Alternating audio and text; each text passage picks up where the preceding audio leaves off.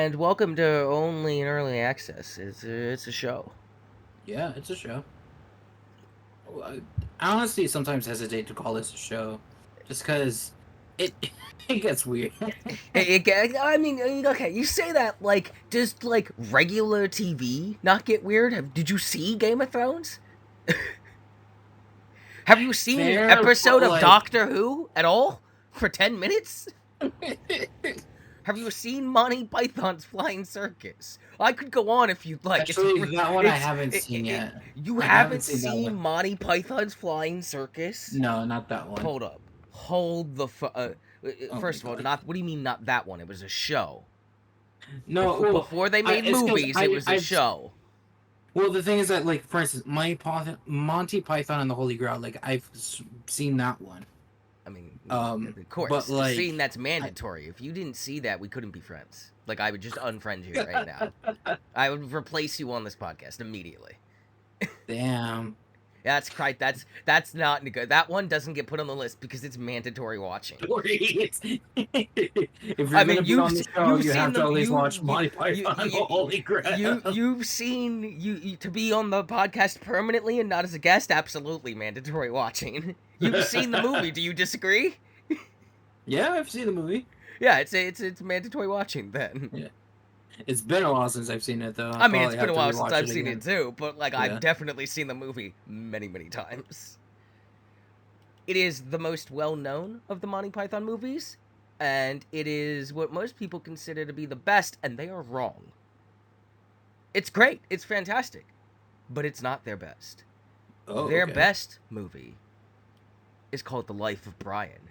Are you familiar with The Life of Brian? Yes, I've heard of Life of Brian. Yes. Folks, if you're not familiar with The Life of Brian, let me pitch you the setup here. Okay, so you know how Jesus was born in the fucking manger or whatever? Okay, so Brian is born in the manger like 2 mangers down, and he looks just like Jesus and gets mistaken for the Messiah his whole life. That's it. Go. Hilarity ensues. It's fucking funny. It's fucking funny as hell. It's incredible. The Messiah! I'm not the Messiah! I just want some bread! The Messiah! I can't help you! Is this the one where it has the I think like the Roman guards or something? I believe and, like, so. they have like a funny name or something, and they're trying not to laugh. I believe so. Yes. Yeah. Okay. So that one was kind of funny. Dude, it's like the greatest comedic setup for a thing ever. Guy born next to Jesus looks just like Jesus. Like Jesus. Is mistaken for Jesus his whole life. Oh my god. They don't do comedy like Monty Python anymore. But thankfully, if you're missing out on that Monty Python comedy because they just don't make that anymore, we're here for you. We make the comedy now. You can just listen to us. Yeah, we got close to confusing. Hey, we got too confusing. John, well, I'm saying we, quote unquote, but John Wilkes Booth with John C. Reilly. So I mean, it all works. There. Hey, that never happened. That episode doesn't exist anymore. You can't prove I ever said such a thing. Actually, I'm pretty sure one of our previous podcasts you mentioned it. So, well, you know, without actually concrete, I could just say whatever I want. I could just fucking make up crazy shit, and nobody can disprove me. AI is the future. Everything's fake news now. God damn. What a glorious dystopian we are hurtling towards the sun with. Yeah, with AI, God, Jesus. You know what? You know what really bums me out is I'm just like, how did we end up heading towards like sci-fi Blade Runner dystopian without at least getting the sick aesthetic? Not even the flying cars either. Just the aesthetic. Like, what's that about? Like, you couldn't at least give me the cool aesthetic? I knew it was gonna be dystopian. I understood that when I was 4 years old. It's all fucked anyway. The whole system's rotten from the bottom to the top. It's not gonna be fixed in my lifetime. It's probably never gonna be fixed ever. You couldn't at least give me a cool aesthetic? Nope. Come on. I'm out here living in fucking Tom Clancy's The Division when I should be living in Blade Runner. I wanted my cool aesthetic. That's bullshit. We don't get that luxury. We don't get that. It's bullshit. It is always bullshit. It's always what? Kids. kids. Here's your words of wisdom for the day. It's always bullshit, kids. It's always bullshit. Even when it's good, even when it's great, even when you're at the highest point in your life, don't hold on to that, because right around the corner, there's some bullshit. Now, I'm not saying don't enjoy that moment, but just be prepared. There's always some bullshit. There's always some bullshit. That you want to know how you get through life? Just keep in the back of your head. There's always some bullshit.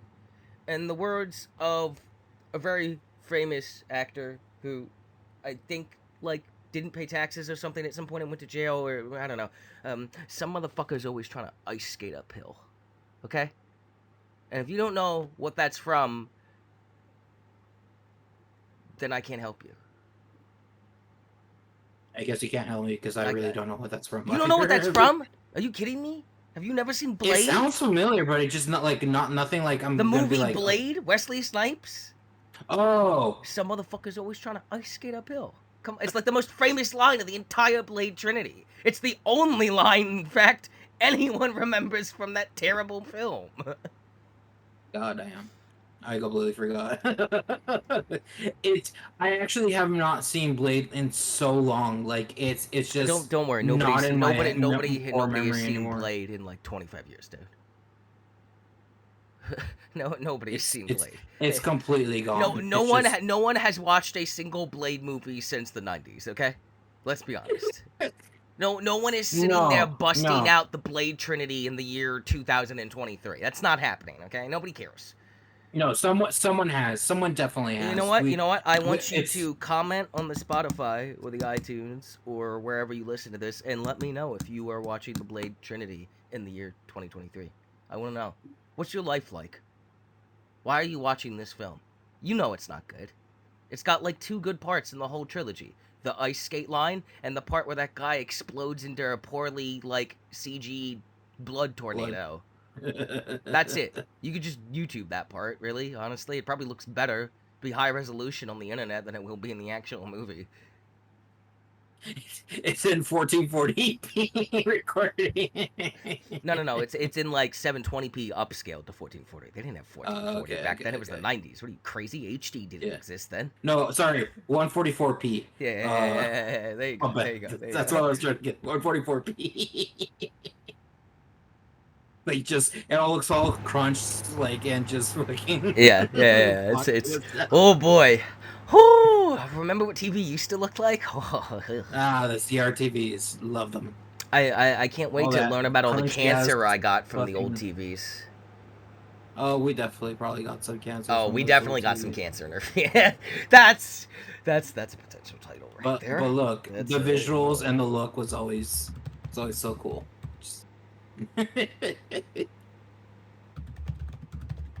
But yeah, okay. I don't know where to go after this. Oh yeah, you don't know where to go. This one. Hang on. Well, there goes one other host. I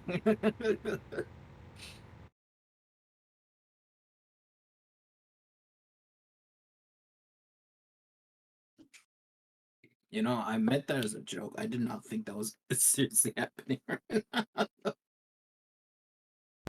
That's my secret cap. I'm always dying. Yeah, you know what? Yeah. Fair. Very fair. All right. So, yeah. Welcome to a podcast. Oh boy, what a start. That's what we call a rolling start in the business, kids. Comedy. Comedy is not scripted, not true comedy. Comedy that's scripted is used to fill in the gaps between the organic stuff. All that unplanned. We're just two chaotic beings orbiting each other, destroying everything in our wake. Now I am become death. Barbenheimer at its finest, basically. Oh my god, Barbenheimer. That entire thing has just been... Dude, I love Barbenheimer. I love everything about it. I love it. I have no interest in seeing the Barbie movie. I do want to see Oppenheimer, but I love the duality of mankind that is Barbenheimer. I'm the opposite, where I want to see Barbie. I do not want to watch Oppenheimer. I want to watch Oppenheimer because I think it's the way it's being portrayed is not just here's how we made the thing. It's more about hey, here's the fucking terrible mental health thing he went through when he realized what he made might be the thing that kills us all. Yeah. And it's got, come on, it's Cillian Murphy, Robert Downey Jr., those are my boys. I mean, if you want to watch them for them, that's fine. I'm just saying. Also, I really want to watch this movie where someone was like, did someone give Christopher Nolan a real nuke? Oh, because the whole CGI. Because it's not. Because it's like it was like that looks really good, and it's not like pure CGI. And he was like, no, it's actually just like more like down to earth effects. Well, it's also because Christopher Nolan has been making movies for like 40-something years, guys. He knows how to. The man knows how to direct a movie. Let's be honest. He's probably one of the best directors in the world right now. You learn a thing or two. I would hope you learn a thing or two in the last 40 years of your career. No, you make a connection or two to see who gives you a free nuclear bomb. It's not like we don't have a couple to spare. Come on. Yeah, we have several to spare. It was a small nuke, guys. Calm down. It's just a small nuclear explosion. Small fallout. Don't worry about it. Small fallout in, the middle of the desert. They did it in the fucking, like, history. That's what they were doing in the desert. They were setting off, like, miniature, smaller, less powerful nukes before we dropped the actual ones. What do you think? Yeah, but they were sadly dropping off near, like Indian reserves. And oh yeah, like no. It was it was fucked up. It was fucked up. I didn't say it wasn't fucked up. I'm just saying like that is actually factually what happened. Factually. Ooh, I like that. Actually, factually. No, stop it. Don't get there. I'm gonna stop you right there. I'm gonna stop you right there. Oh boy. Who people listen to this? Yeah, people listen to this. What's wrong with you? What's wrong with you? People listen to this. We're double-digit downloads now, by the way. Our numbers are continuing to slowly grow. Wow. So people look at the name of these episodes and come listen to this, and they hear this shit, and they just stay, and they just hang out. They download it, and they take it with them. They take us with them. They put us in their pockets, and they go on their journey, and we're just in their ear whispering this shit. Yelling. No whispering. Yelling. No. We're whispering. They just think we're yelling. It's all perception based, you see. Your reality is how you perceive it. If you perceive that I'm yelling at you, then I guess I'm yelling at you, you stupid fuck. Are you trying to lie to our audience? I would never lie to the audience. I've never once lied to the audience. The audience knows they can trust me. I'm looking at a camera I don't have and not winking because I can't actually wink, just so everyone's clear about how this joke plays out. I think this is a definition of gaslighting. I just wanted to. You can't gaslight people. That's not real.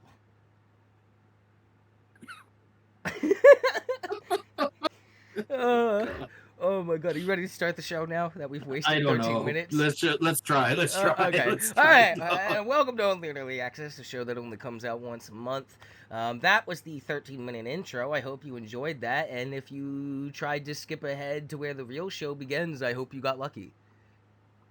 Because I'm not going to be consistent about how long I'm going to waste time in the intro, because there is no wasted time, because all time is wasted, because everything is meaningless. Okay. Meaningless, we tell you. Meaningless, I say. Okay, alright, let's do it. The list. Okay. Did you play Persona 5 Strikers yet? No. Did you watch Cowboy Bebop yet? No. Did you play Horizon Zero Dawn yet?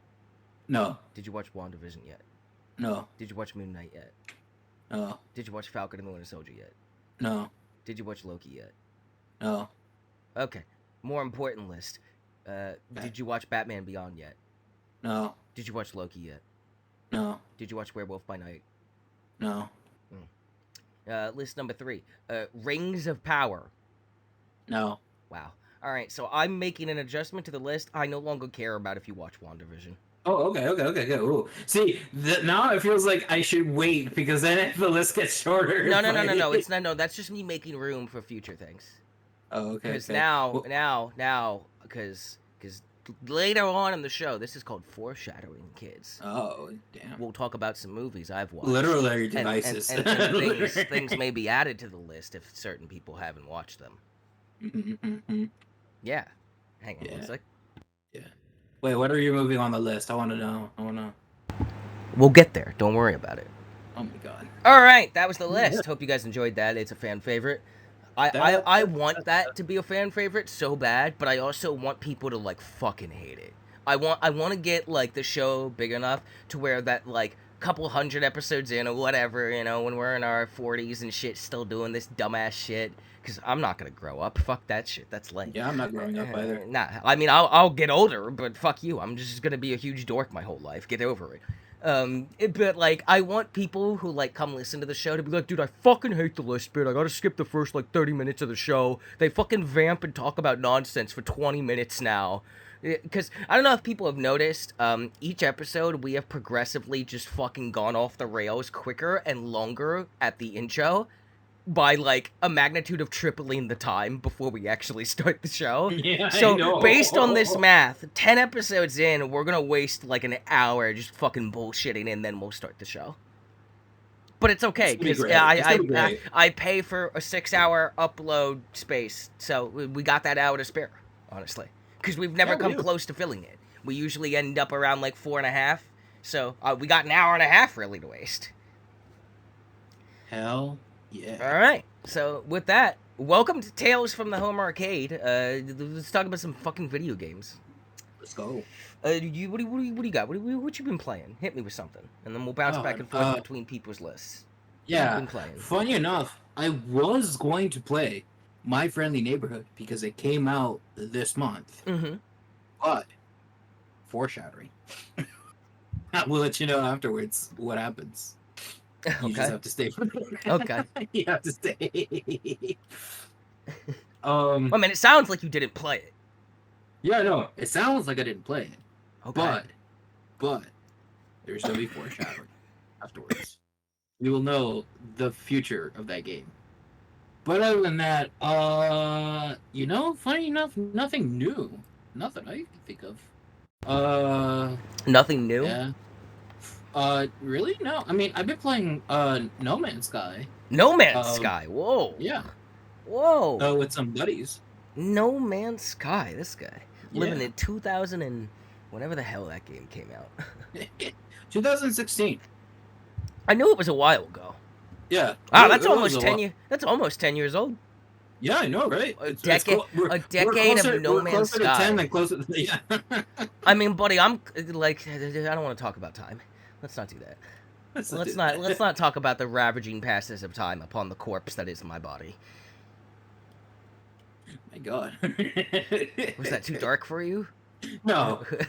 It's just some kid listening to this just had like an existential. It's not dark. It's just real. Yeah, some kid listening to this just had like an existential crisis at 4 years old now. Oh man, I can't believe we'll be the kids. What about why is this corpse talking to me through the show? Yeah, they're not a corpse, Billy. They're just depressed about living. You'll get there. You'll get there soon enough, Billy. Good luck, Billy. Godspeed, soldier. Godspeed. God, if we really are a kid's first consciousness awakening, like their first time where they realize they're conscious, I feel bad for them. You know what? I don't. You're allowed compensation, not from us, but you are allowed some form of compensation. Yeah, we're not gonna compensate you, but I also don't feel bad because if anything, I'm preparing you for reality. Okay. Spoilers, children of the future. Life sucks a lot, even when it's really good, because humans have a tendency to suck. There's some good humans, but there's way too many that just suck. And unfortunately, that's just the world we live in. They really do be unfortunate. So just play video games and, you'll be fine. Yeah. Read some books, watch some movies. You'll be mostly fine. Smoke some pot, you'll be good. Damn, I wonder if in so many years it's actually going to be illegal to, smoke pot anyway. I mean, it's legal in a fair amount of states now, dude. No, I know, but I mean, let's be honest. It's going to be legal across the whole country in our lifetime because it actually doesn't have to pass all the states. It only has to pass a certain amount, and then it just becomes legal across the country. Because at that point, it becomes ineffective cost-wise to have it different to each state. There's actually some kind of weird bylaw thing that if it passes a certain amount of states, it just all right, fuck it, it's legal everywhere because it's clearly going to be anyway, and this is just a waste of time now to fight it. Oh man, I want to see where that bylaw is. I need to. Yeah, that's something I heard a while ago. So, but I mean, it's getting there. It's more and more every year. Literally every year, you're getting more and more. It's creeping up. It's also ironically, the reason it's going to pass is not because it's actually good for people and helps them de-stress, helps with PTSD, helps with so many things. It's good for cancer patients, yada yada. Is that it's gonna make a fuck ton of money. That's what's gonna make it pass. It makes more money than tobacco and fucking alcohol combined. People like to smoke the grass, man. What do you want? It's a moneymaker. It's a moneymaker. That's what talks. Money talks. I mean, it doesn't actually talk, thank God. But money talks, man. There would be. It would have some shit to say. It'd have some stories. There would be a lot of interventions. There the money would be. It's we need to have a talk. We need to talk about your spending. You're really gonna buy this coffee? You're gonna spend me on this coffee? Brother, really? This is a McDonald's. It ain't even worth 1 cent. You gonna hand him the $2? Look, shut up. I just need my coffee. Yeah, you can get better coffee. Why don't you go over to the Wawa? Pay 30 cents less. Save yourselves 30 pennies. Because it's 30 pennies. It doesn't matter. Oh, I don't matter. No, I didn't mean like that. Just God. What news with me? This is like a poorly written episode of Black Mirror. It really is. This is like Black Mirror season 22 when they're really scraping the bottom of the barrel. That's when they'll call us. Oh yeah. And we'll be here, waiting. We'll wait. I'm a decaying corpse. I got all the time in the world. That's what we call a callback in the business. Yeah, a quick callback to 10 minutes ago. 10 minutes is long enough for a callback. Sure. Okay, video games. What the fuck have you been playing then? In a 30-minute episode, in a 30-minute episode, yes, that's enough time. It's not a 30-minute episode. The show is several hours. Exactly. So I feel like a 10-minute is not Look. There'll be plenty callbacks. There'll be plenty foreshadowings. You know. There's always things. Well, how's No Man's Sky these days? What's going on in Sean Murray's Wonderland? You know what? It's actually fun.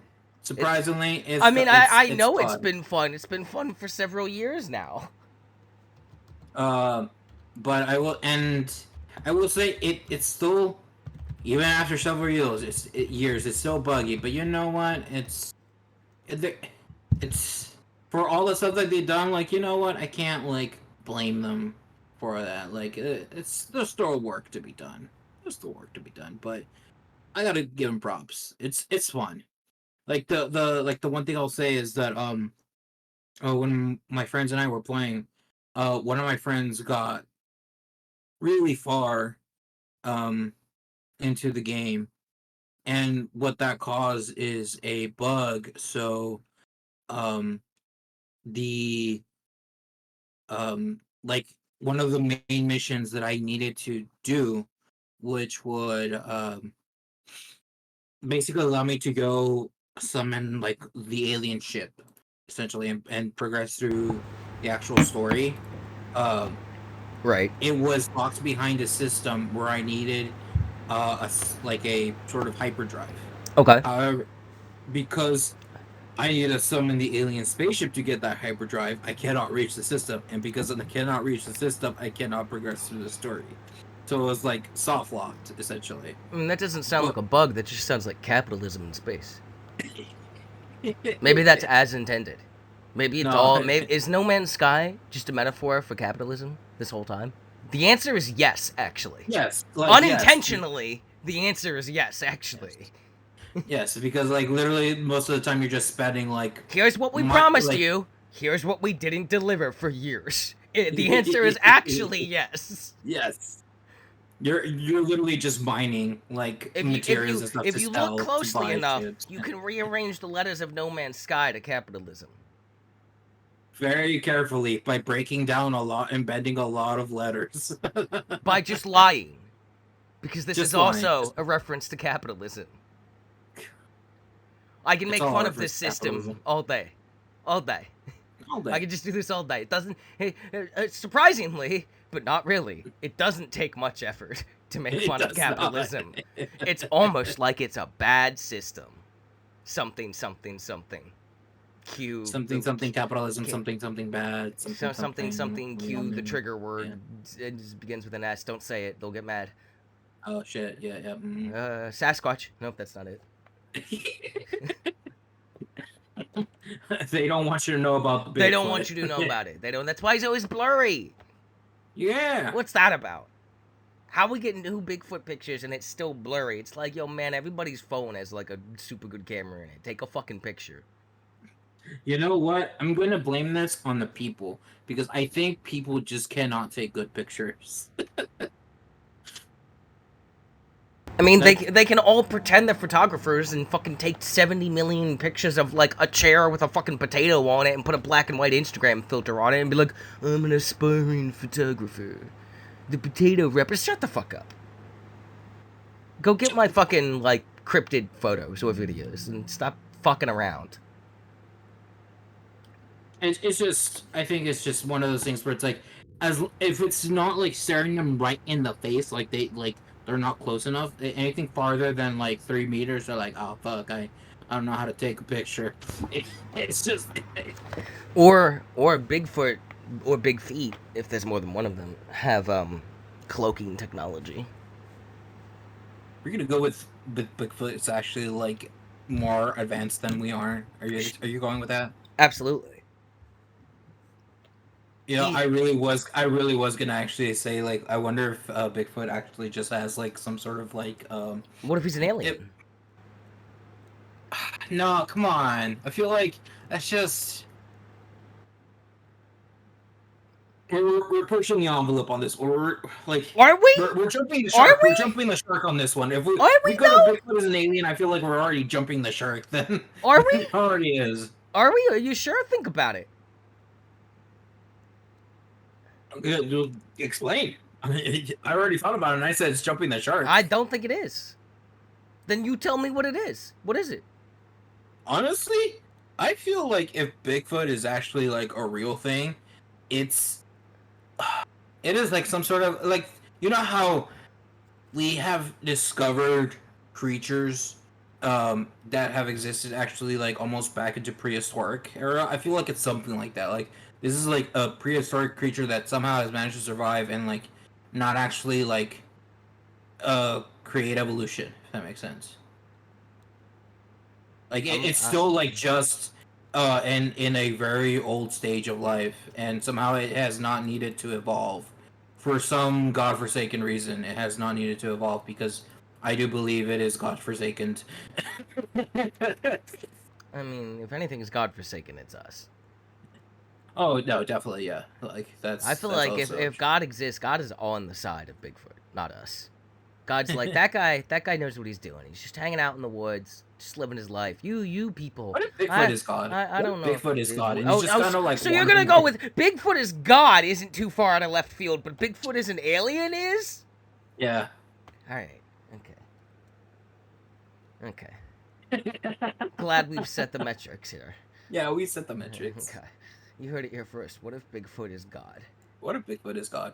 It's just like God, but you know, like he's just like walking around, just kind of here. Jesus did return, and he just was tired of our shit. Jesus is returned, and he's just Bigfoot. He's just hanging really out in the woods. He came back like immediately, and he was like, "Nah, fuck these people. I'm gonna just go hang out in the woods." That's my Bible. Fucking middle of America. That's my Bible. Yeah, Jesus founded America. There you go. Boom. Boom. There you go. Tom Cruise and the Christians. Isn't Tom Cruise what's it called? Scientology? Isn't Tom Cruise like a psychopath? Yeah, sure. Yeah, sure. He's fucking, who cares? Allegedly. You know what? I'm gonna go with allegedly. I'm not gonna go with allegedly. I'm just gonna say factually. Damn, if we get down podcasted, well, Oh, I is Tom Cruise gonna tell me to take down my podcast? It's fucking welcome to America, buddy. I can say what I want. You're short. Everyone knows it. You're not a tall person.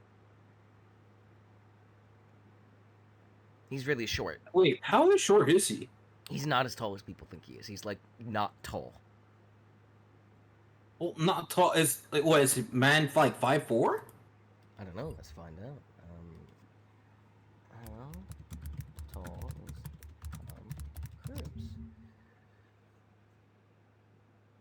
Let's see. 5'7". He's an inch taller than me, and I am short. So he's short. He's very short. I am like an inch taller than him. He's short. All his movies are shot deliberately to make him look tall because he's self-conscious about it because he's a fucking freak. He could be a short king, but he's definitely not, though. But he's definitely not. He's definitely not. Oh my god. So is that all you've been playing? No Man's Sky? Funny enough, that Fallout 4 again, just because. Yeah, I seen you on the Fallout 4. You've been putzing around the Fallout. It's fun. It's fun playing this game again. Like it's a good game. It's a fun game. Fallouts are fun. Elder Scrolls are fun. That's all they are. Yeah, I kind of would like to go to 76 if it weren't for the fact that like it's just like 76 is a game you want to play with people. No, that's why. That's why I want to go with 76 with people, but like at the same time, like it's one of those where it's like I don't want to pay for like a private server, so we have to like, you know. I mean, you can just you don't have to have that. Like you don't get forced into any PvP or anything. No, you don't. You definitely don't, especially like if you set it up to be that way. But I feel like some of like the fun and stuff like that, because like you kind of just want to like. If a base is set up in a specific place, like you can't move it. Like it's just there, and like if you wanted to set it up right there, well, you can't. So you just wait for that person to log off. Yeah, that is true. Can't do that. Yeah, I mean it's a big map. You'll be alright. You'll be okay. It's a fun game. I've put some time into it here and there. It's it's a Fallout. It's definitely way better these days than it was. Like definitely. I'd reinstall it and play it with you if you wanted. It's fun. It's got the Fallout charm. It does the Fallout thing. It's because of the type of game it is a little more grindy than like a Fallout game is, but it's still quite fun. You can get like weird, wacky builds and stuff. It does the Fallout stuff. It really does do it. Like it is, it's Fallout. And then you got all like the really like cool like and it's got like a whole voice acted like storylines and shit now. Like it's a proper Fallout now. It's just Fallout with friends now. Yeah. Or with enemies, depending on what type of person you are. That's it for you then, huh? Just Fallout 4 and just kind of those games for the most part, yeah. Huh. And I think, and of course, Destiny 2. Oh yeah, Destiny 2, Destiny 2. Yeah, we've been going through that a little bit. yeah. Destiny 2 is happening. I am also back on the Destiny 2. All right, so I guess I'll pick up the baton here. Yeah. I've been playing Diablo 4 Season 1 came out. I started playing that. Oh, yeah. It's pretty good. I like the little story that's being told that's like progressing the lore of the game forward. The seasonal structure is fine to me. It's not that hard to really grind out. Like, again, the Tree of Whispers mechanic and you only get access to that mechanic, which is your primary way of leveling post-campaign, and you can't do the seasonal until you beat the campaign because it does continue the story. The Tree of Whispers mechanic is just so fucking efficient that I do not care about re-leveling a character every season. I'm not worried about it at all. I could very easily level every fucking class, and it really wouldn't take that much time. The fucking Tree of Whispers shit is just so goddamn efficient. It's just so goddamn efficient. That it is just there's nothing to leveling a character back up to the max level and getting into Paragon in this game. I've barely played the season, honestly. Like so far, I haven't put that much time into it. I'm like halfway. I'm more than halfway to max level already. I think I've only played 2 sessions. Like the fucking really? Tree of Whispers shit is good. It's really efficient. It's maybe the most efficient leveling process I've ever seen in a game. It's just it dumps levels on you. It's fucking easy. I don't know why everyone's complaining. It's like get good at the game, loser. The game's good. I like it. One of the reasons they went with the similar structure to Diablo 3 seasons of like there will be a mechanic and stuff interested, new quest lines and stuff, and future seasons may have new areas and zones, and there'll be new world bosses. A new world boss came out. I haven't fought them yet, and that boss will be staying, I believe. And obviously there's the unique cosmetics and stuff throughout the season pass and all that, blah blah blah. But basically, one of the reasons they went with like that same kind of structure of like, yeah, you're just gonna run a seasonal character, and then when the season's over, that character reverts to a normal character and shares stuff with all your normal characters. Obviously, hardcore to its own thing. The reason they went with that is they did not want to fall into what Destiny does, where it is a constant power creep. Because they felt that made it harder to balance in the long run, and they would rather give you more options like per season, like in terms of like instead of building up, you're building out, right? So instead of like grinding to get to the higher power cap like you do in Destiny every season, it's Diablo 4 is no, this season here's the unique mechanic, and this season it's the hearts mechanic that you're using. You're taking demon hearts and you're equipping them in slots where you would put gems and jewelry and stuff, and they give you like crazy modifiers to your abilities and shit. And it's that, and then at the end of the season that whole system goes away. We'll get a break, and then the new season comes out, and whatever the new thing will be, right? So that way you're not constantly grinding up and up and up and up and be like, all right, well, I was max power, and then the season came out, and now I have fucking hours of grinding to get back up to the strength I was. Instead, it's like, no, you start a new season, you're a new character, fresh slate, you just go, and you get back to where you were, just using a different mechanic on the side, instead of constantly having to grind up and feeling like you're constantly playing catch up. And I kind of like that. Like, I don't mind Destinies, but I wouldn't want to do it for 2 separate games. So I'm glad they're doing something different. Yeah, fair. So far, really good. Really enjoying the story. Diablo 4 is fucking fantastic. Continues to be. People are mad that they nerfed Sorcerer again. I think people are just bad at the game because they're like, oh, Sorcerer is useless now, and I'm like, bro, I just soloed the Butcher 4 times at World Tier 3. What are you talking about? As Sorcerer, like, fucking get good at the game, loser. The class is not bad. You just don't know how to position. You should not be able to stand there and press one button and kill everything. That's not a good game. That's a bad game. That's why Spin to Win Barbarian is no longer the meta super build, because it was boring and dumb.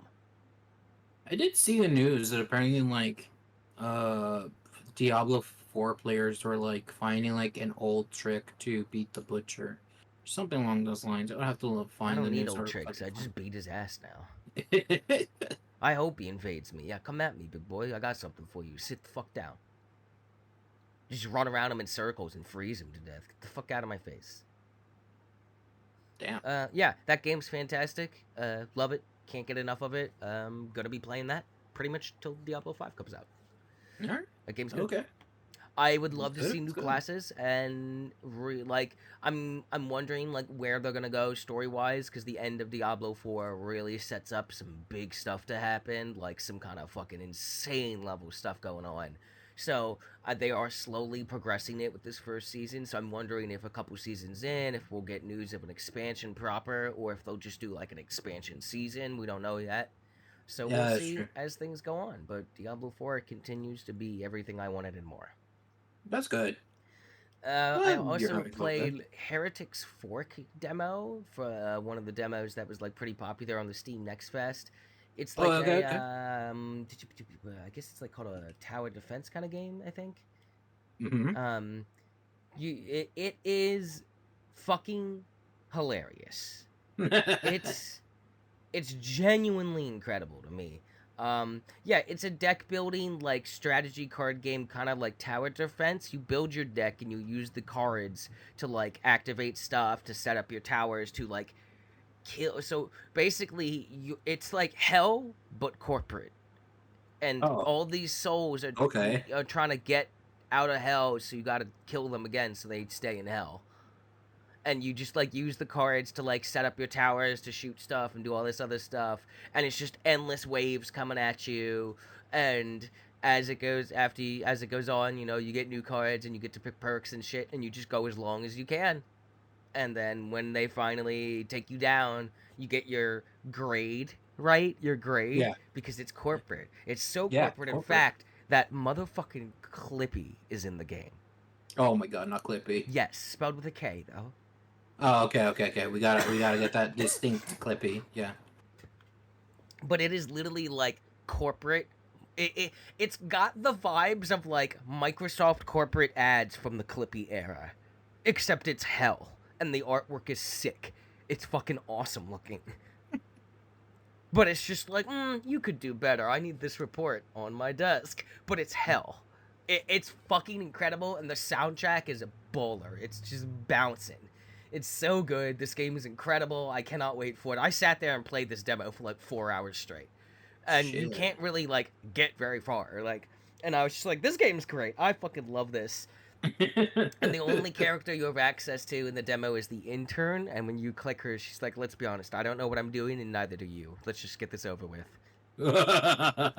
Straight to the point. Straight to the point.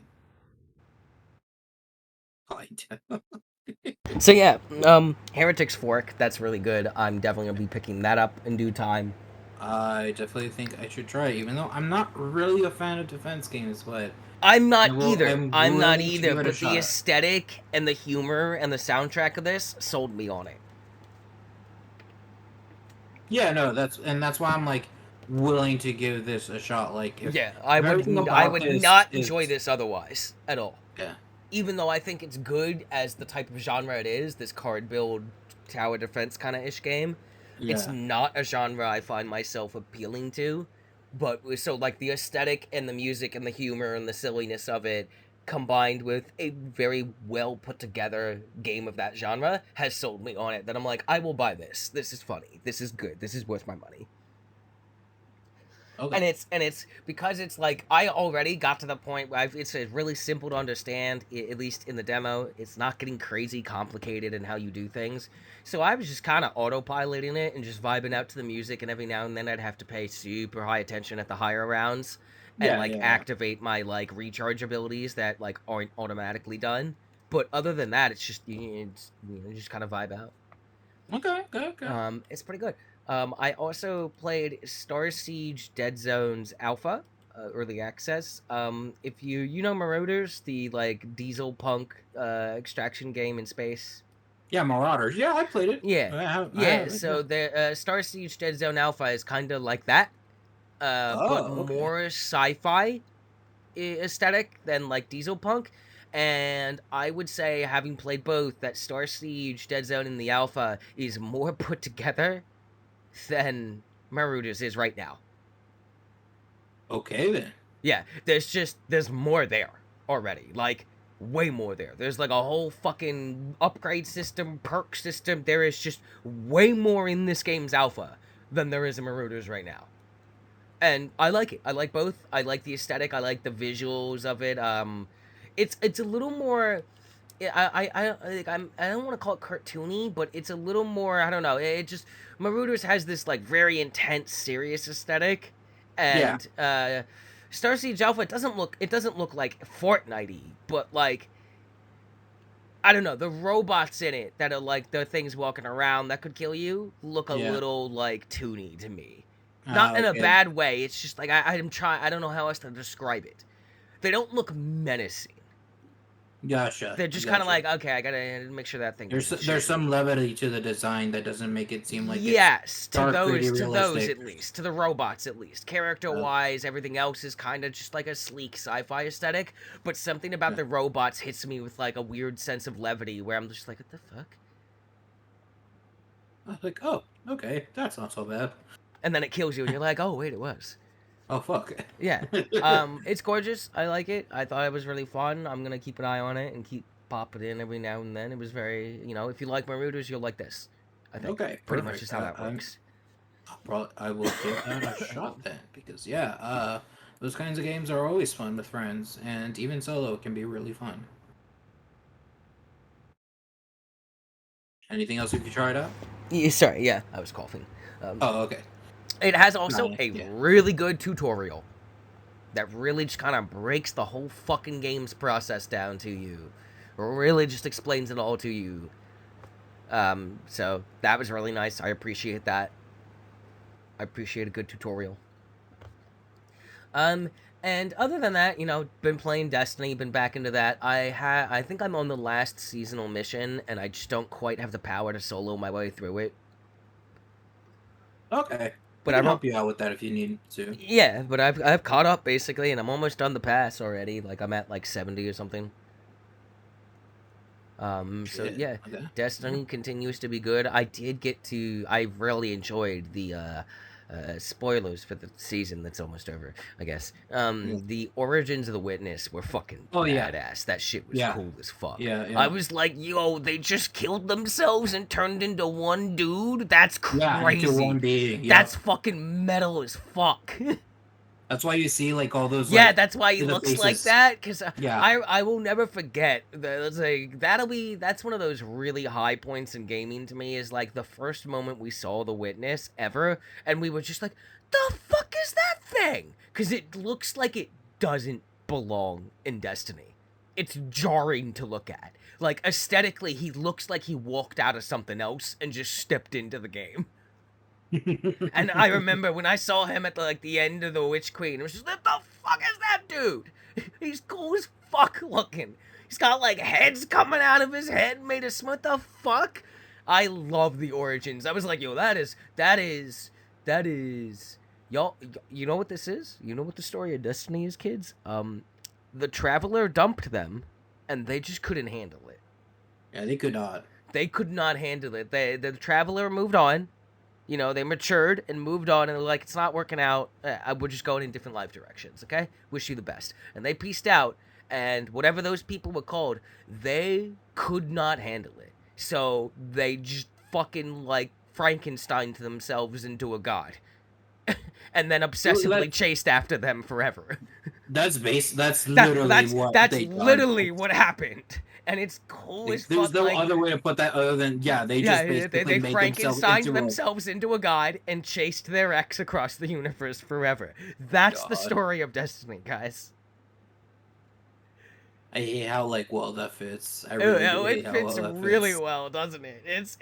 It's honestly insanely accurate. Oh, damn. Yeah. That little bit of lore was fucking cool. That when the bodies were just piling up in a pyramid shape, and then I was like, what, so they just killed everybody? And then it was like, nah, they killed everybody and turned into one guy. And I was like, yo, what? That's why he looks like that? That's fucking crazy. Yeah. That's insane. What a crazy thing to do. Oh my god, that's so obsessive. Literally just crazy X energy is what the Witness is to me now. It really basically is just that. And it's fucking weird, but you know what? I'll take it. Yeah, so we got that. I'm hoping that at one point I don't know if you ever do get the what's it called? I don't know. The key. The dungeon key? Dungeon. Oh, yeah. I'm definitely going to. Dungeons are one of my favorite things because they're raids that I can do. Okay. Raids give me anxiety. Yeah, I know. Yeah, I definitely understand. I was gonna say, if you ever decide to go into the dungeons, let me know because I would. Well, I have access to all of them except the new one. Yeah, that's why. If you do the new one, let me know because I wouldn't mind helping you out with it. Sure. Yeah, because I want to do it. There's something in that dungeon. Oh, I want to do it. I gotta say, personally, I think this might be my favorite season.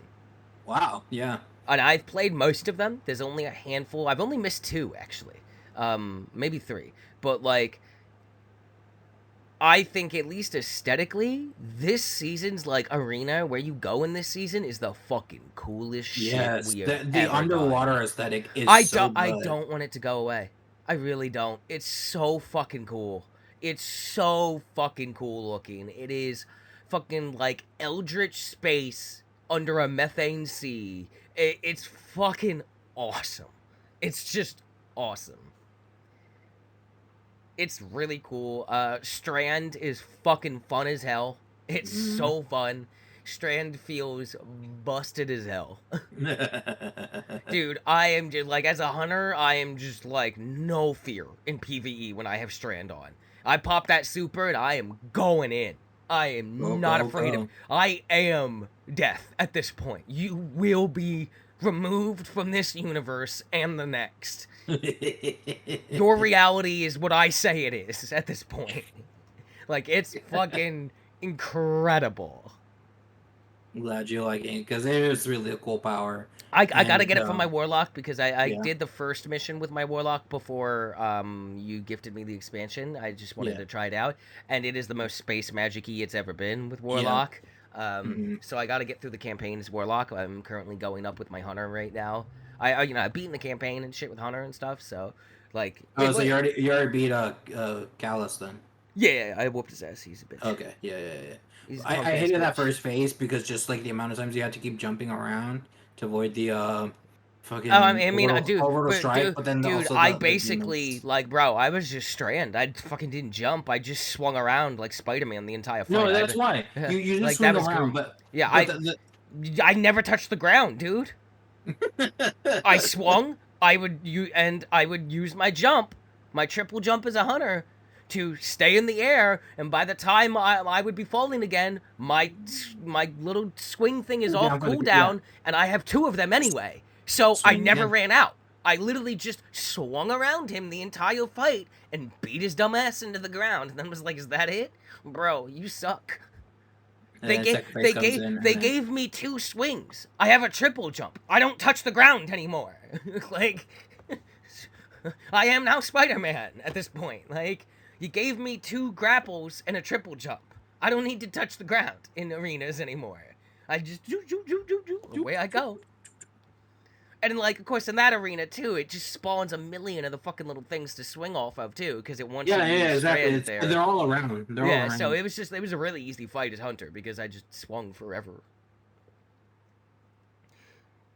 It's a fun class. I like it. I can't wait to get more, and I barely have any of the like stuff to tinker with on the loadout with it, so I can't wait to get more of that and see what it's about. Do you also think that there's going to be a new what's it called? Another darkness subclass? Yeah. I want to think so just because of the symmetry.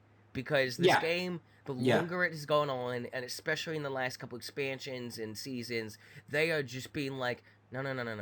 It's the same thing. There's no difference. They are they used to be like, they are related. They are connected, the darkness and the light. They're not against each other necessarily. They are just 2 things parallel to each other, potentially of a former entity that was one thing. It's unclear. But like, there is definitely like a yin-yang balance thing being fucking slapped across everyone's face, and has been since the fucking game started, honestly. It just wasn't aggressively clear until recently, expansion-wise. So I would expect yes, just for the symmetry of 3 light, 3 dark. 3 dark. I think it would be weird if they didn't at this point, because they're really going on about how it's all the same. It's all one. So I don't know. We'll see. I would love another one because I really like both the darkness subclasses. I like all of the classes, honestly. But yeah, I think they will. I would be surprised if they didn't. Yeah, no, I'm really hoping that they decide to do they add another class because it would be fun. But like you're saying, if they'll do it, that's a different story. Yeah, for sure. Yeah, I will definitely be picking up Lightfall. I'm sorry, not Lightfall. I will be picking up the Final Shape on launch for sure, because the Final Shape. I can't wait for that. God, The end of the Lightfall campaign, that last shot where it's like the crazy pyramid portal through the Traveler with the fucking pyramids around it, I was like, yo, this is the most eldritch cosmic horror this game has ever been, and I am fucking here for it. Like, what the fuck am I even looking at this point? And, like, the witness being like, we've all, like, been played against each other, we've all been hurt, especially you. Talking to the Traveler, no one more than you. It's time to heal. And it's like, what the fuck is going on here? Like, it's so fascinating. It's so cool. It's so cool. God. It's gonna be one hell of a ride. Yeah, it's the end to the story they've been telling since Destiny 1 vanilla. And apparently not the end of Destiny. Yeah, surprisingly. Surprisingly. They're fucking Final Fantasy 14, this bitch, where it's like, okay, we've wrapped up the story with this expansion, Endwalker, that is not the end of the story, though. We've just wrapped up that book, finally. On to the next thing. Hard to the next thing. Which, also, I think Final Fantasy Fan Fest is happening today. Yeah, so they we can get that to the news part if you want. I'm not sure, but like, they did announce something. Okay. I haven't watched any of it, so I didn't know. I was like, I couldn't remember if I was misremembering that. Other than that, I don't think I've been playing Warframe. You know, enjoying the 10-year anniversary stuff. We'll talk some more about that in the news. I did pick up Oxenfree. I haven't started it yet, but I'm going to play it. It's been recommended to me many times, so I will be hopping on that. Potentially maybe as streams next month. I'm going to start streaming next month. I got my, like, lumbar pillow finally, and the chair is good and shit. I thought about starting it this week, and then I'm feeling sick, and I was just like, you know what, I'm going to wait till next month and just fucking do it then. Yeah, no, that's fair. That's fair. Other than that, I haven't been playing too much else. I did pick up Dredge. I picked up Dredge finally. I love Dredge. Dredge is great. It's very good. I love this game that is just fishing and dredging and eldritch horrors. It's so good. It's so good. It's like as good as any Dishonored game's wacky eldritch lore creepiness. I was, sailing around. I saw like another boat. It had its lights on. I honked at it. It honked at me and turned around, and I was like, "Oh, what is this? Like a random quest?" And as it got closer, it turned out to be a giant sea monster. The giant. And then I had to run. The game's great. There is some weird, creepy stuff going on. I can't wait to play more of it. I really like the music of the game. I could just listen to it all day. It's beautiful. I'm just having a really good time with Dredge. It is just my kind of game. It's big, just the Lighthouse vibes, but a game. It's fucking bizarre. That's great. People are suspicious. I'm delivering packages that leak, like, and move in weird ways to people. At one point, I docked at a place and there was just a sailor standing there, like, staring out at the sea. And so I stood next to him and didn't say anything, and it just kept giving me the option to say something or say nothing, and I just kept saying nothing, and he was, like, shaking and, like, digging his nails into his hands, like, making a fist wise, and then at one point, like, black goo leaked out of his eye and hit the ground and sizzled, and I said, "What was that?" And he just turned and glared at me and then walked away, and I was like, the fuck is happening in this game? It was incredible. This game is amazing. Please go pick up Dredge. I believe it's like this studio's first game. Oh, shit. And it's fucking awesome. All right. They've also been nominated at the Horror Game Awards. Voting ends August 3rd. They've been nominated for Horror Game of the Year, Best Indie Horror Game, and Best Game Design, and I would love for them to win one of those, because I genuinely think it is a fucking hell of a debut. I would go so far as to put this might be the closest we've ever come to another Disco Elysium as far as a debut game. Because Disco Elysium, if you haven't played it, is fucking perfect. It is maybe one of the best games ever made. So, go pick up Dredge. Go vote for them in the Horror Game Awards. Please. They deserve all the love. They are They're fantastic, and all the updates they've been doing are free. There is like a very cheap DLC that's just like a key that unlocks a new thing for you. But like the game itself is quite big. You can spend your time. It's enjoyable. It's good. Like it's bigger than it seems, but it's not like overwhelmingly big. You can complete it. You can like get through the story essentially rather quickly if you wanted to. But like there's a lot to do sidewise, and like the game is just really fucking good. It's really enjoyable. Every aspect of it, like it's just enjoyable. And weather-wise and atmospheric-wise, like it is really nailing down atmospheric horror and just being like so many times it's just nothing's happening really. It's just spooky out. And sometimes that's like the best horror because it's you never know when it's gonna happen. Yeah, You just know that it's looming in the background. It really plays on your imagination a lot and like subverts your expectations and then comes at you with stuff when you've thought you've like figured it out. It's very good. There's a very rich lore and history. It's written well. It's just really genuinely a fucking masterclass in how to do an indie horror game, honestly. It's fucking incredible, and I can't wait to play more of it. I haven't touched it in a couple days because I got busy with some other stuff, but it's fucking good. Real big ups to them. Who is it made by? It's made by. Let me go to the store page here, because I want to give them a shout out because it's genuinely incredible. Oops, that's gonna play on my thing. Hopefully that doesn't get us DMCA'd. Yeah, it's made by Black Salt Games. And I believe, yeah, I believe that's the only game they've made. It's published by Team 17. Okay, Team 17. It's fucking incredible. So, you know, if you like, you know, a good little rich eldritch fishing horror adventure, maybe go pick up Dredge. It's like $20 or something. It's fucking incredible. So other than that, I'm, you know, the usual. I played just enough Overwatch to get the stuff I wanted in the season pass, and this one event that like came out, I played just enough to get the skin, and I've stopped playing for the rest of the season because this season's just been an asshole to me. Just terrible matches all across the board. And then trying to think, is there anything else? I have been playing the current new league mode, the weird arena mode. Oh yeah. Yeah, it's fun. It's 2v2v2v2.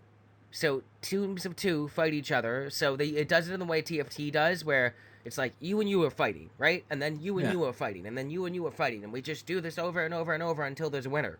Except you're picking from a much smaller champion pool, because it is like played like League of Legends is, right?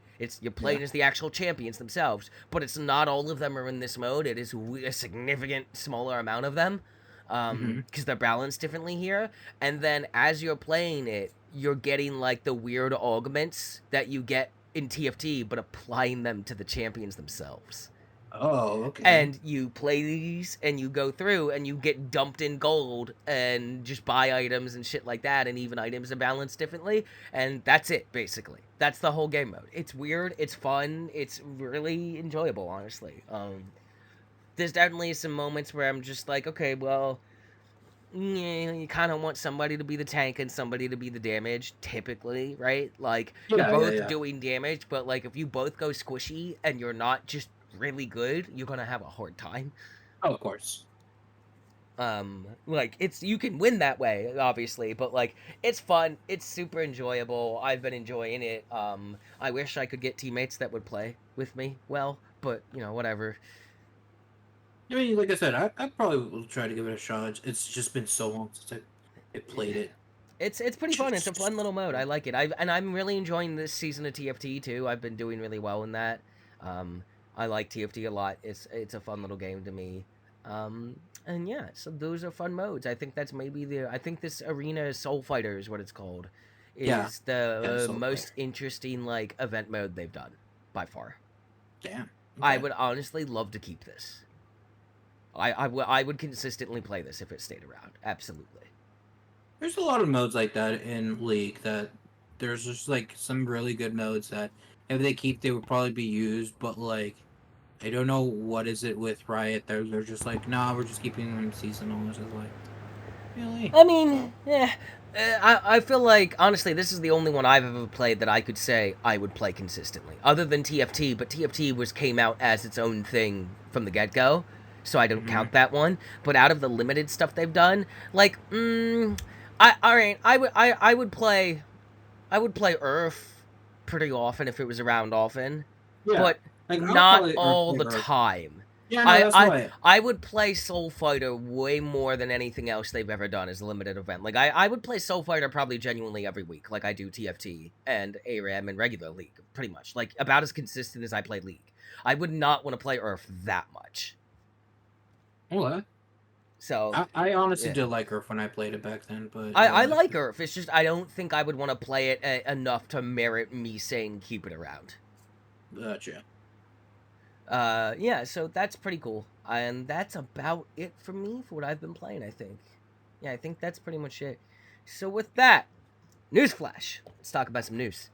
Yeah. Um, New stuff. Wayfinder had their early access showcase. I only got to watch a bit of it. I didn't really tune into it because I know I'm gonna be getting the game. I liked it. I enjoyed playing the betas and stuff. I think it's a fun little game. It is early access at first, and then we'll be going free to play later down the road. So that's pretty cool. It's gonna have like the Warframe structure wise in terms of like what monetary things there will be. So Mm-hmm. you'll be able to earn everything in game. It'll be mostly cosmetic. It'll be pretty much only cosmetics. You're never gonna be paying for power. You'll just be paying to unlock a new class faster, basically.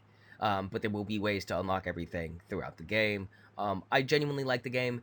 It's got like it's kind of got like Saturday morning cartoon vibes for me as like a more actiony MMO. It's very simple, very easy to play, but it's fun. And it's like the world and the lore isn't like overly nuanced and complex. It's kind of simple, but it's enjoyable. It's really got like big like Saturday morning like old school fucking Castle Grayskull, fucking Lino and the Thundercats kind of fucking Johnny Quest vibes going on. It's weird. It's just Saturday morning cartoons is how I explain it. That's the vibe of what's going on. It's like here, go get the evil thing. Yeah. Okay. Okay. It's not trying to not be that. It knows that's kind of where it landed, and it's just full gas into that. And it's just like, yeah, here you go. Play the game or don't, whatever. Like they're not shying away from that. It's a little cartoony. It's a little simple. Aesthetically, it's really pretty. I really enjoy it, and it is fun to play. And like again, it's not like some big nuanced. Oh, what is the metaphor of this, right? And not everything needs to be either. It's very much go get the bad guy. And I'm like, okay, yeah, let's do it. Let's go on an adventure. It's very fun. I really like it. It's gonna be crossplay, which is good. I'm gonna be picking it up in early access because I want to support the game. I was very happy with everything I played, having been a part of every beta and alpha, and watching them take all the feedback and adjust things to just make it better and better and better. Like they are really like killing it. It's being Mm-hmm. developed by Airship Syndicate, who has a good track record with me. I'm not a huge fan of their games in the sense that I play them a lot, but when I have played any of their games, I've always enjoyed my time. Even if I don't like stay around for a long time, I've never played their games and been not happy. Oh, okay. They've just not made anything that's become like a main staple for me, just by pure chance, really, right? It's Yeah. always Yeah. been something that like that's in like the side rotation here and there, but I've never played anything by them that I didn't like was like this is garbage. Like they've consistently made things that when I play them I'm like this was fun. I'm not gonna stick around and make it one of my main rotation games, but I am enjoying what time I have given this game. I do not feel like my time was stolen from me, and this is the biggest thing they've ever attempted. Hence why it's being published by Digital Extremes, and that's what got me into it. Is I was like, oh, DE is publishing now. Wow, they've really grown off Warframe. So really enjoying this. And it's I've always been that person who gets that FOMO with MMOs because I'm just like I like the community aspect but hate the gameplay of MMOs. And that's Yeah. probably why I like Destiny and Warframe so much, and this is a third one that I can play. It's very fun. One of the classes I got to play in the beta literally has like a showboating mechanic Oh my where god. you like flex and pose and the crowd cheers and throws roses at you, and the more you do it, the more you build up your meter. and then you hit people for like mega damage. And you can also parry out of it. She's like Marissa from Street Fighter 6, basically. Oh, Jesus Christ. You just start flexing as a big muscle mommy and posing, and literally, like, roses get thrown at you and shit, and there's, like, confetti or whatever, and you can actually parry attacks out of it, go back to the posing, multiply it, and then go for one big swing with your sword. It's super fun. God. Yeah, you just, like, punch people and parry, and the crowd roars. It's great.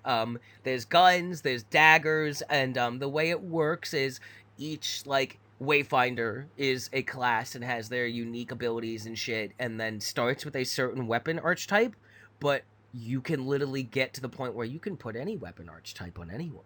So you can just make Big Muscle Mommy do her cheers and poses, and then pull out a gun and shoot someone. So it's really cool. I'm really looking forward to it. And I'll have more to report in August when the early access starts. So, yeah, and if keep an eye on it, it will be going free to play after. It is a seasonal structure, but they've already come out and said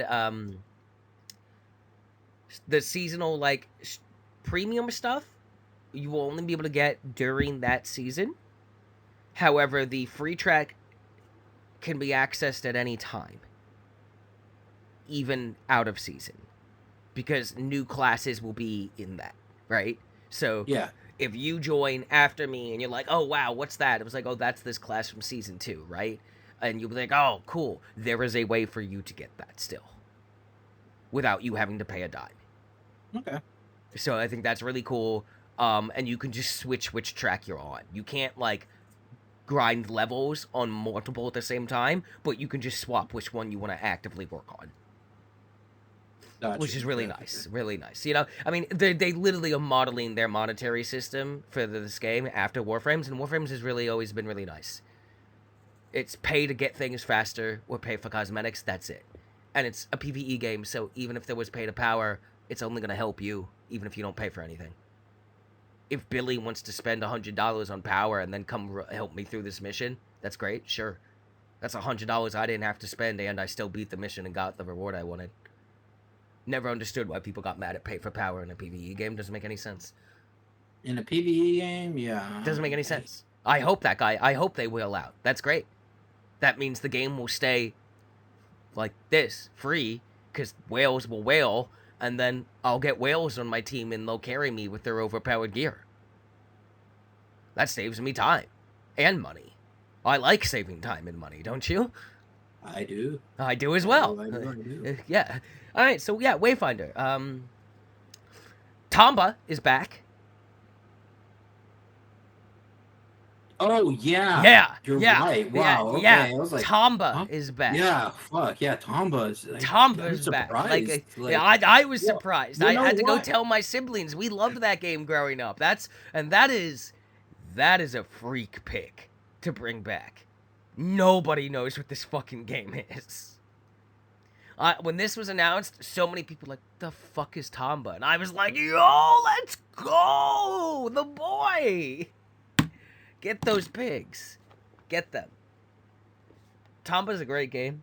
I'm a big fan of Tomba. And wow, what a blast from the past that is. Never thought I'd hear that name again. It's been 84 years. That's the vibe. I was like, whoa, Tomba's back? Yo, whew. You gonna hit me with a Jumping Flash remaster next? No joke, I would buy the fuck out of a Jumping Flash remaster. That game was baller as fuck. Well, I mean, again, surprisingly, they are bringing Gex back as well. Gex is one that I think is a bizarre pick, more so than Tomba, because I grew up in the era of Gex. When there was a Gex ad in every video game magazine ever. I have never played a Gex, other than when the demo was on a demo disc back in demo disc days, and I, to this day, unless you tell me that you have actually played a Gex game and not the demo disc, I don't know anyone that's played a Gex and never have. Yeah, but I'm just surprised because, again, the Gex being a meme isn't that new per se. There's been people memeing around Gex, and I just feel like... Yeah. There's something about, like, I think when people are like memeing stuff and they're like, oh, because people are memeing about it, we should bring it back. Like, it's a popularity spike, and it's like that's not always true. Like, they literally brought Morbius back again because people were memeing about it, and we saw how that happened. Yep. So yeah, it's Yeah. just weird. But Yeah, I Gex is a weird pick. Tomba yes. makes sense because Tomba's like actually fucking really good. Oh, you know what I want? You know what I want? What you want? Let me just Tell me what you want. Tell me what potentially. you really, really want. I would love if the man himself, Gerard the Dragonlighter Khalil the completionist, could do a Yeah, Tomba Dragon. completionist for me. You know, I It's a would. platformer, Gerard. It's a platformer, my boy. It's your thing. It's what you do. It's a That's your platformer. calling. It's really good. I want Tomba too. Please put it on the map, my man. I need this. I need this game back. Maybe, just maybe. Yeah, so Tomba's back. Fucking limited run is the people bringing it back. Ah, Shout out, limited run. Yeah, shout yeah, out to yeah. limited run. The, the what's the boomerang of the video game world, really at this point. You remember the channel Boomerang? Yes, It's all I coming back remember. to you. It's Limited all coming back to run you. is the boomerang of the video game world. I think at this point we have to accept that, and I'm okay with that. I'm okay with this. Thank you. Thank you, Limited Run. I never thought I would hear the words Tomba again. Like, my whole house freaked out. Even my mom remembers us playing this game and sitting there watching us playing it. We are the Tomba household. We were like, yo, let's go! That was for us and no one else. No one else. Nobody else. Twitch chat was like, the fuck is this? And I was like, fucking Tomba, dude! It's Tamba. It's happening! Like from fucking was it The Office? Like Yeah, that yeah, is that, it's literally exact. happening! But Oh my slap gosh! Tomba's face over it in a poor PNG and like a couple pigs in the background. Yep. That game's great. I can't wait to play that again, man. That's memories coming back. We spent so much time on that game. Me and my sister played like Tomba 1 and 2 for fucking dude. Tomba 2 is a big game too. Like they really fucking that like Tomba 1's bigger than you think it is. Tomba 2 is like fucking massive to the point that we never really finished it. Like beat the story, but there's like side quests and shit and like a whole mining section where you go deep in the ground and like it just kind of seemed to go on forever. We never really got through it all. Wow. Well then. Yeah, it was fucking incredible. Genuinely incredible. Yeah, that's really fucking cool. Big fan of that. Our good friends at Clay have a new game coming up. Rotwood. Have you heard of Rotwood? No, I have not. Yeah, Rotwood. I believe it's on Steam. Look at it. I will look at it. It should be, I think, anyway. Yeah, there it is. Yeah. So yeah, Clay has a new game. It's not out yet. Obviously, it's coming soon. Rotward playtest. I've requested access to it. It's going to be single player, online co-op, shared split screen co-op, full controller support. And about this game, Rotwood is a hack and slash your way through Rotwood in this roguelike dungeon crawler developed by Clay Entertainment. Explore and fight through a labyrinthian maze of dense forest and vicious vegetation with up to 3 of your friends. Forge your path through an ever-increasing challenges and rewards to bring the spoils of your adventure back and craft new weapons and armor and fortify your safe haven. More futures and details will be re-announced in future announcements. So again, Clay, doing the fucking thing. Here's our next weird game. Come play it. I will come play it. They have not made a game that I don't like at this point. They are one of those darling indie studios to me. They are up there with Supergiant to me at this point. Yeah, yeah. Where it's like, I love Don't Starve. I love Don't Starve Together. I'm terrible at it, but I love them. I love Oxygen Not Included. I'm fucking garbage at it, but I love the game. And I might not be garbage at this one, because it's a roguelike, and I'm kind of good at those. So, maybe I'll finally be good at one of their games. I really, really enjoy their games. I enjoy. They are again whole new art style direction every time. And every art style I've enjoyed, and update wise, DLC wise, they are one of those indie darlings to me. If you are not playing Clay games, what are you doing with your life? Come on, they are fucking incredible games. Um, I would love to really get deep into Don't Starve, especially in Don't Starve Together, because like I love the fucking aesthetic of that game so Yeah, much. Don't Starve Together is actually really fun. It just had an update too, I think. Don't Starve Yeah, no, Together, yeah, it definitely like did. some kind of deep down update, where your underground shit's happening. Yeah, I would love to start playing Don't Starve together with people because I fucking adore Don't Starve's entire aesthetic. Like, it is the most Tim Burton Courage the Cowardly Dog thing I've ever seen in a video game. It's fucking incredible. The humor's great. I love it. I would love to play that with people. It's fucking good. It's a good ass game. So Clay doing something new, always a good time with Clay. Uh, and then we have a little more like businessy news to talk about, unless you have other video gamey stuff. For video game news, Yeah. well, there was the new expansion for Final Fantasy 14 announced. Oh, Dawn Trail. okay. What is it called? Dawn Trail. Dawn Trail. Yeah. Dawn Trail. So apparently, this is supposed to take place what looks like essentially South America. So this is gonna feel weird because I I don't know how this is gonna go down, but you know what? I will Uh, watch. How on the scale of unintentional racism, where are we at? From a 1 being low and 10 to being high. I feel like it's gonna be a 10. You feel like it's gonna be a 10? Yeah. Well, that's bad because the next question is on the scale of intentional racism. Where are we at? 1 to I 10. think we're gonna be like a 5.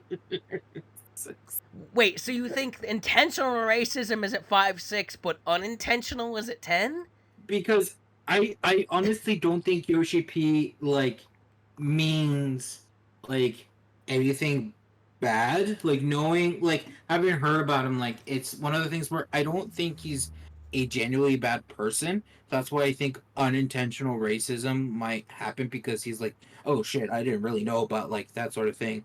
But Right. intentionally, I feel like some of the story stuff could end up like Yeah. looking very bad, even though it's like like it's just a story. It's like is it? Is it Yoshi P? Is the way you're framing this like I this mean, is I'm not gonna play 16, having heard a lot about it. Like, I thought I was gonna like it because of the type of gameplay it is, but yeah having listened to some people talk about it, apparently like the game's fucking baby mode easy. You like yeah Clive just is more powerful than anyone in DMC has ever been, except nothing threatens him. He's just nuking the world. All the side quests are meaningless except the last batch of them. And the more I heard about it, the more I was like, I don't want to play this game now. Story wise, I heard it was okay, and there's only white people in the game. And the yeah. podcast I was So listening to, Castle Super Beast, one of them goes, I think the reason why there's only white people in the game is because this game's clearly dealing with like metaphors towards like fucking slavery and racism, and yeah certain scenes, if you had put people of color in there, you would have been on the news. And it was yeah like, no that wouldn't and have gone down well. yeah, it really wouldn't have gone well. But like that's I feel like also like damn like how like like See, I see. there's always I'm gonna say nuance and stuff, something. but I'm gonna like say something that I'm like might get me like blasted. Whereas I'm like, if your fucking thing is like trying to like the point of this is how fucked slavery was, don't fucking sugarcoat it. If that's the yeah point, you go for the jugular. You do, because I feel like you're doing history and the fucking terrible tragedy and absolute fucking abhorrent thing that was slavery and racism, and that still is in many places, hmm including America. I think if you're trying to hit on that tone, you don't fucking pull your punches on it. You say, fuck it, you go balls to the wall, and you be like, no, this is bad, this makes you uncomfortable, this makes people unhappy, it shouldn't be easy to swallow. Yeah. But I understand at the same time why someone would be hesitant to do that. Yeah. But, like, it's one of those things where it's like, you make a movie about how fucked slavery was, don't Hollywood it up, you show how fucked slavery was. And if people don't want to watch that, that is their choice. Yeah. No one's holding you at gun, forcing you to watch this. But, like, if you're gonna make if you're gonna make a movie about how bad Nazis were, don't fucking make it look better, right? No, you make it look as bad as it was. Yeah. At the very least, you need to do this terrible tragedy, because I feel like it's an injustice to the victims of that bullshit. At that point, I feel like it's dishonorable to the people that died to that heinous fucking horse shit.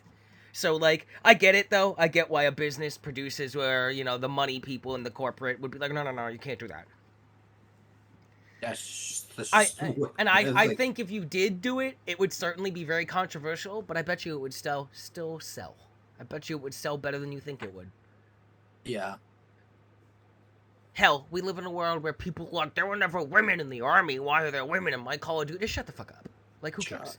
People, look, we live in a world where fucking people were burning their $500 sneakers because Nike was like, queer people are cool. And it was like, I'll show you, Nike. And it's like, what are you showing them? You already you already gave them the money. Yeah. They already have the money. You don't get your money back. You just burnt your new shoes. You've achieved nothing but proving how much of an idiot you are. So that's kind of my take on that, is like, I think if you're trying to talk about those things, you need to actually do it then. You need to commit, in my opinion. There's definitely nuance. And I think you need to understand that there is nuance in it. So fucking disclaimers. This is what disclaimers are for. You put it up at the start of the game. This game deals with themes of slavery and racism and the abhorrent, heinous cruelty of those things across, and it is a metaphor for those things that happened in real life and still systematically happen to this day in many places across the world. That is what this game is about. Yes, this is a fantasy made-up setting and none of these people are real. But there will be scenes. Movies do this. So why can't games, is my point, right? Movies do this. Shows do this. We have movies and shows that, like, straight up do, like, show you how fucked slavery and Nazi and other shit was, right? Like, there are definitely movies that sugarcoat it, don't get me wrong. But there's definitely movies that don't. And games have always sugarcoated it. And I think we need to get to a point where it's like, you want to talk about this theme? Talk about this. Genuinely talk about it. Do the victims of this right. Don't do them dirty and make it easy for Jimmy Regular Guy to swallow. I don't care if Jimmy Regular Guy feels uncomfortable because the black people or colored people are being beaten to death for not picking cotton. He should feel uncomfortable. That's the fucking point. That's my 2 cents on this. No, yeah. That's just kind of how I feel about it. I think you're just doing a disservice to the victims of these horrible things across history when you sugarcoat it to make it easier for people to swallow. It's like, oh, you don't want to hear about... You know what it is? It's got the energy of that person who goes, well, I'm not racist, and I'm not, like, hanging black people, as their neighbor 2 inches over in their yard is hanging black people, and they're doing nothing about it. Yeah. That's what it is to me. It's that kind of energy where it's like, well, I'm not racist. I didn't own slaves. It's like, no, you didn't. But you literally were born into a system where you, with your white skin, is privileged and even as a poor white person have an advantage over, in many ways, still has an advantage over a rich black person in America. Like, that's just factual information. Are you at the top of the chain? No. But, like, you definitely have advantages just because of your skin tone that no amount of money can get that person to some people. And that's some bullshit. Just as it's bullshit that money gives you advantage in society. Like, that's also bullshit. But that's capitalism. That's a different thing, but also has roots in racism because everything does in this country. So that's just kind of my thoughts on it, is like, if you're going to go for that, go for it. And if people get upset about it, fuck them. If they're uncomfortable, fuck them. You don't have to play the game. Yeah, exactly. Especially, like, when it's, like, Final Fantasy, and if a big name went for that, you're gonna lose some people. you're also going to gain a lot of people, more than you think. You're going to gain more than you lose. Yes, there will be people critical of this. Yes, there will be people of color that are critical of it, and rightfully so, right? Many of them may find it offensive and be like, I can't play this because it's just like, it makes me uncomfortable, and I would imagine so, right? But again, I feel like if you're trying to talk about that, even in a metaphor, you can't make it palatable. These kind of horrible things happened and still happened and shouldn't be made palatable. They should be presented as egregiously uncomfortable and horrific as they are at all times. It's the only way we as a society and species are ever going to move past them in terms of growth and not just forgetting about them and pretending they didn't happen. That doesn't solve anything. That just perpetuates it and lets it go on forever. Yep. That's just kind of how I feel about it, is like, you need to just pull the trigger. Movies have been doing it for years. Shows have been doing it for years. Books have been doing it for fucking longer. Just pull the trigger. You'll be fine. You'll make more money than you think. And also, at this point, Square Enix, Final Fantasy XIV prints millions of dollars for you every fucking 2 seconds. You can afford a loss. Should have gone for it, is my opinion on that. Would have been a better game. And so as you can see how they handle Final Fantasy 16, which Yoshi P was in charge of. Imagine Final Fantasy 14's expansion, where you're going to basically South America. Yep. So we'll see. From what I've heard though, Final Fantasy 14 seems better written than 16 was. Well, that's what I'm saying. We'll find out with this one. See if hopefully it's better written, better nuanced, and all that sort of thing. We'll see. You know, and I'm not expecting people to be able to pivot to this. I feel like we are slowly getting there. Indie games have done a good job of pulling that trigger. It's the bigger budgets that haven't really committed to it yet, but we're getting there. I think we will hit that point. Although there's been, you could argue there's some undertones and stuff like Infamous about like systematic class oppression going on there. Yeah. Especially in Infamous 2, when it's like comes down to the end, when it's like, okay, conduits existing, they emit a radiation that kills humans. So if we kill all the conduits, humans will be okay. But conduits didn't do this to themselves. Humans did this to them. They deserve a life as well. And then it gives you that X-Men choice of, okay, so it's your choice, Cole. Are you gonna kill all the humans so the conduits can live, or are you going to kill the conduits so the humans can live? And it's like, neither side's hands are clean here. But like, we're slowly dipping our toe into that in big A games, but like, it's definitely still a long ways off, probably. Somebody somewhere is going to pull that trigger one day. One day. But yeah, that's kind of my thoughts on it. I will be was there like a trailer for the new expansion? Yes, there was. Okay, I haven't watched it, so I will have to watch it, and then I guess we'll talk about it next time, because I just forgot. I wasn't sure if they were going to announce it. I'll be curious to see what that's like. I know a lot of people have been curious where we're going next after Endwalker. We will. Yeah, so that'll be interesting to see. I've been back on that game. I had to make a new account, because my old account apparently doesn't exist anymore. I don't know what happened there. Yeah, it's weird. All that fishing levels. Yep, it's fine. So I made a new trial account that gives me like Heaven's Ward and up to like level 70 or something. Oh, you should have waited, because literally with this announcement they said now it goes up to what's the one after Heaven's Ward? Shadowbringers? No, Shadowbringers is right before Endwalker. After Heaven's Ward would be Stormblood. Oh yeah, it gets to Stormblood. I mean, I don't. They might have retroactively done that, because I literally just made the thing like a week ago. Well, they did the announcement today, so like you would have to have like done it like today for it to. Oh. Well, all right, whatever. It goes on sale like every year. I'll just buy the expansions like I did for like I got all of them for like $20 on my old account at one point. Okay. Literally all of them. Like I got the game and all of the expansions up to right before Endwalker came out for like $20. It goes on sale like every year for like an insane price. And I'm mostly just in it for the fishing. Like I struggled with the combat of that game and getting through stuff. So we'll see. I just like fishing. So yeah, that's happening. Do you have any other news? I have one more thing on the docket here. Go with your docket thing. All right. So Microsoft, Acti Blizzard. Oh yeah, that's kind of one of the things I was going to talk about as well. We'll clear this up. They do not own Acti Blizzard yet. But Yeah. the recent ruling by a judge has people like Jason Schreier and any of the people that you would kind of like take their opinion still with a grain of salt, but their opinion has weight, right? Yeah. It is very, very likely Microsoft will now own Acti Blizzard. It is Yeah. almost Yeah. guaranteed at this point. So, Yeah. like, basically, we are now planning for the future where they own Acti Blizzard. Sony and them have already signed a deal that COD will remain on PlayStation going forward. They're going to own Acti Blizzard, guys. Like I said from the fucking get-go. For 10 years. They spent too much money and time into trying to get this to let it slip out of their hands.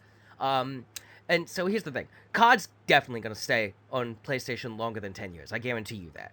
Because most of COD's player base is on PlayStation, just for whatever reason, right? It's like 70% of their player base every year.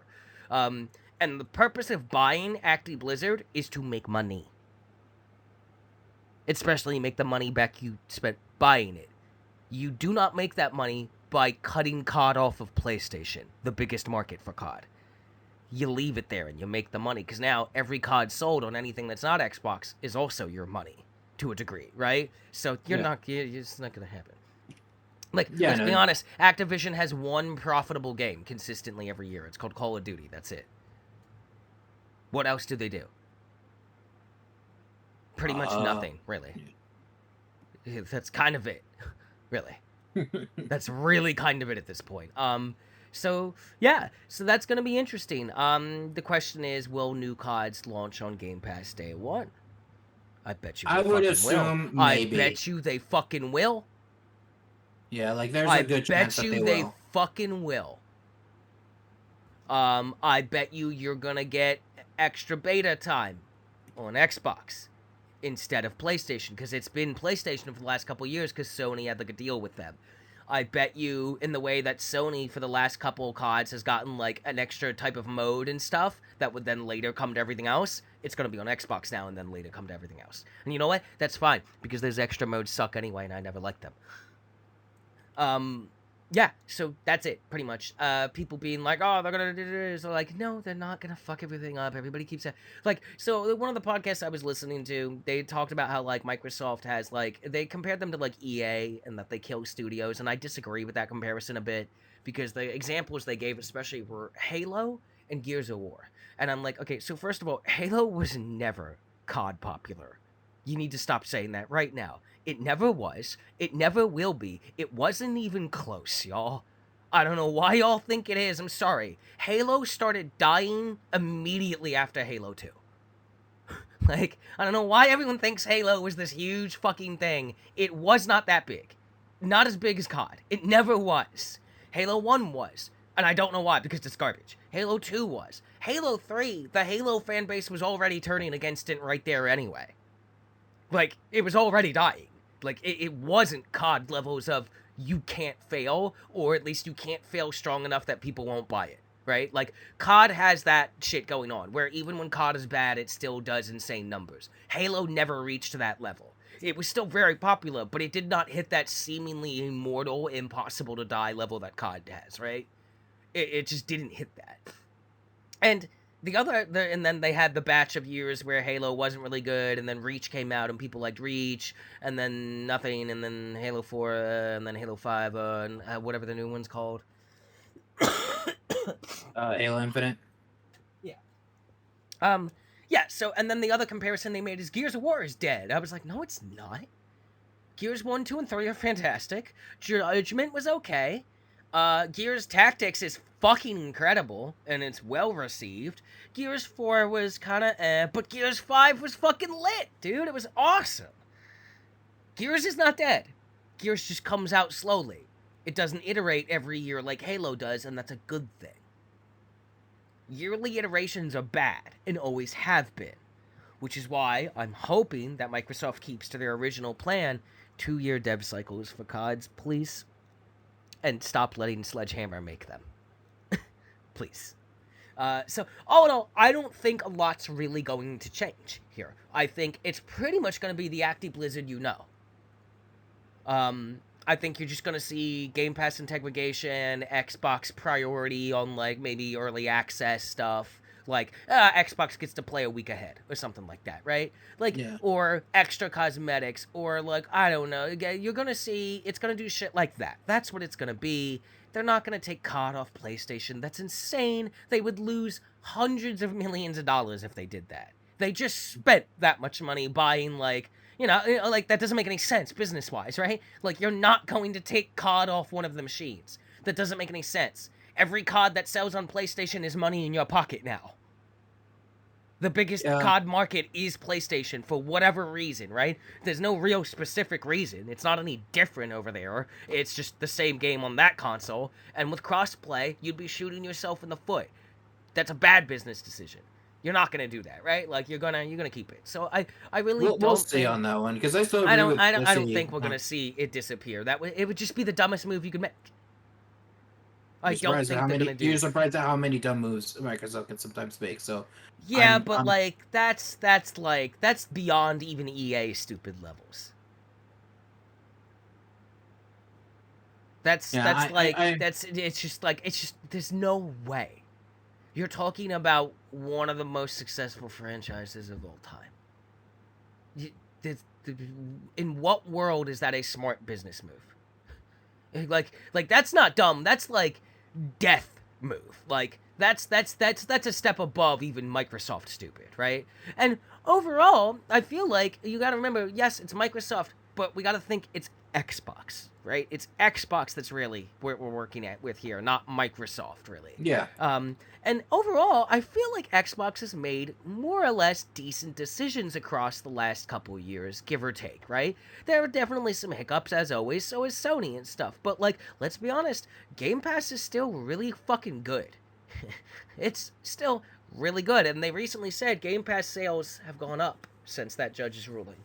People are already expecting COD's going to be day one Game Pass, so there's going to be some kind of Game Pass synergy.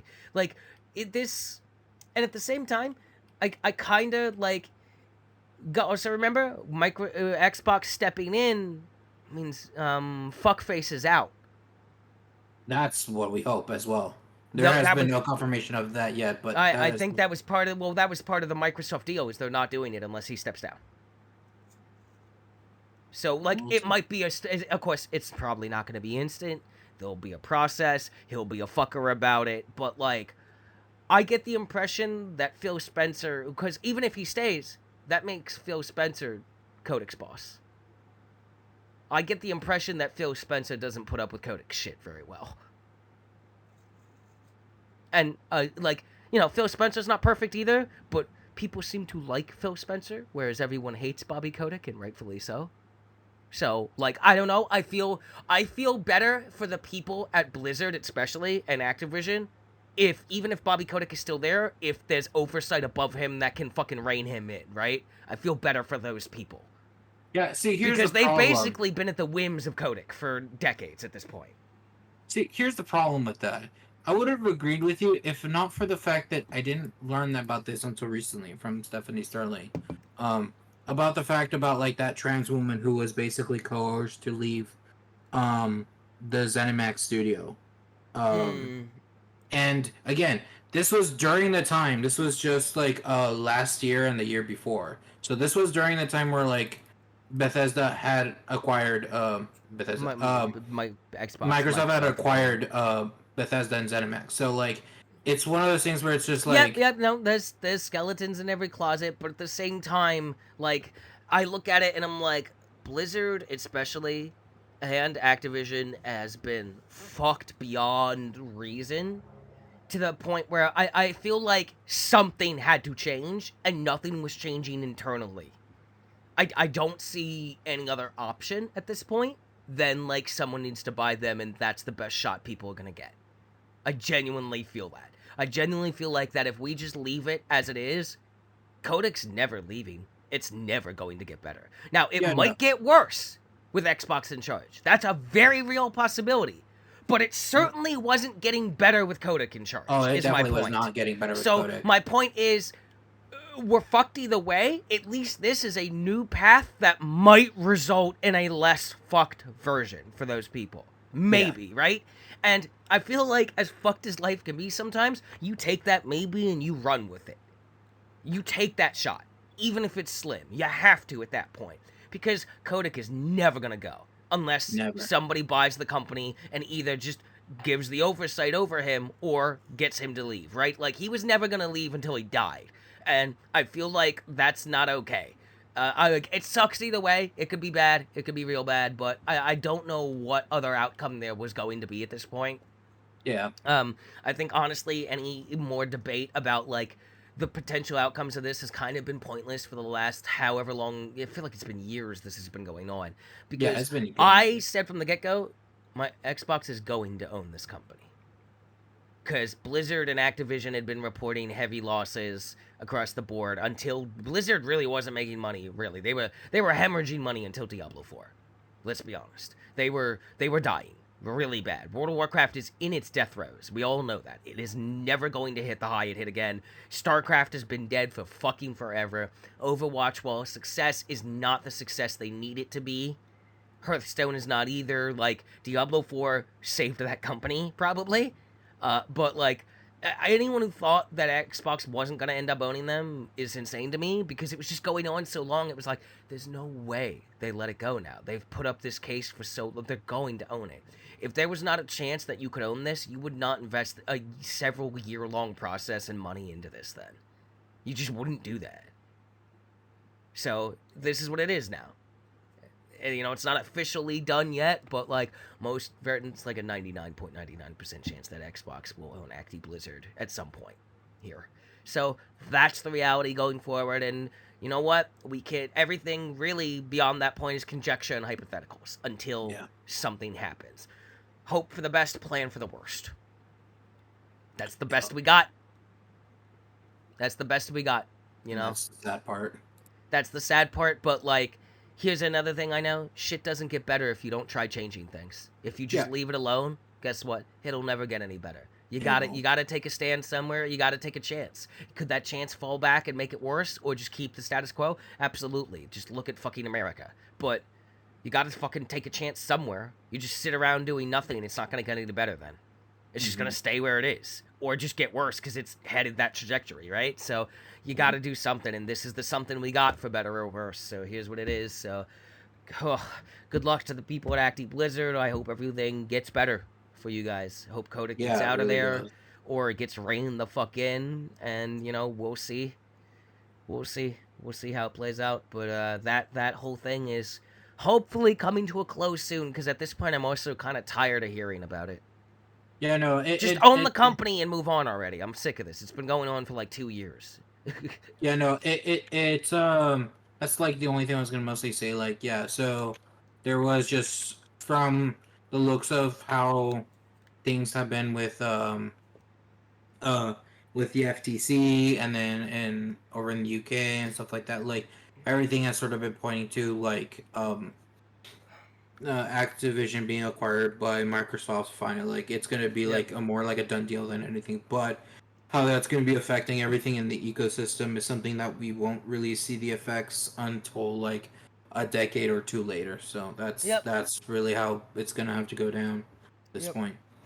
But for me, like, some news that I was going to say, apart from that one, Nickelodeon All Stars Battle is getting a sequel. Funny enough, I didn't expect that at all, really. I don't think anyone expected that. Isn't that game dead? Wasn't that game dead in like a week? Basically. How is this game getting a sequel? I'm so confused. Don't know, but it does look like it's being improved quite a lot, so it's not to be just like another, well, it could be another cash-in, but at least it's like a better cash-in, I guess. Okay. Because of the Futurama reboot, or not reboot, but like new season. Yeah, new season. Bender, Leela, and Fry got added to Fortnite. Of course. Oh, Baldur's Gate. Yeah. Yeah, Baldur's Gate. Baldur's Gate, the whole sex thing is gonna be hilarious, but you know. I cannot wait. I'm gonna be playing so much Baldur's Gate 3. I'm gonna be playing the fuck out of that game. I'm so excited. And then, like, one of the big things, speaking with Activision, about apparently, like, with this new Modern Warfare game coming out, like Modern Warfare 3, it looks like. Ugh. they are making it so all progression from 2 is moved to 3. So like Yeah, you're okay. not. I don't care. Yeah. That's really much. Give Much me all. my Black Ops, please. Black Ops 5. Yeah, give it to me. I want it. Yeah, that's what I want. I don't care about this Modern Warfare. I can't stand them. 2019 was okay. It was better than I thought it was gonna be, but then I did not like the sequel at all. Fair. All just dying here. But yeah, no, that's pretty much on end of news. That's all I had. Okay, well, yeah, that's pretty much the end of the news for sure. Future time. Movies and shit. And Last Voyage of the Demeter comes out next month. I'm definitely Yeah, going to I see think I that. want to watch that. I Yeah. am going to see that. My younger sister wants to go see it, so we're probably going to go see that. I'm really excited. It looks really good. Um, I recently watched finally Prey, the most recent Predator movie, Oh yeah. and I think that it genuinely is the best Predator movie. Okay. It's fucking fantastic. It's incredible. Just on a cinematography level, it's unparalleled. There is this one shot where like the predator's like in his cloak thing, but he's covered in blood, and he's chasing after the people through like a field of like reeds or whatever, right? And it like does that big far away side shot where they're running and you see like the cloaked blood thing chasing them, and then it perfectly hard cuts to a bird's eye view, and it looks like someone is taking an invisible paintbrush and painting the field scarlet. And it was just like gorgeous. It was genuinely like breathtakingly beautiful. Damn, And like atmospheric wise, plot wise, every Predator movie is the same. Every single one is the same plot. That's just what they are. But like choreography wise, the fight scenes in this and just the plot and the pacing of the movie and camera angles and just everything about this just came together in such a gorgeous way that I just think on a cinematography level, as a piece of cinema, this Predator movie is the best the franchise has ever had. I think it was really, really fucking good. Like, genuinely really good. It was directed by Dan Trachtenberg, one of my favorite directors. It's fucking incredible. The soundtrack was done by Sarah Schrockner, who's one of my favorite composers. She does a lot of video game stuff.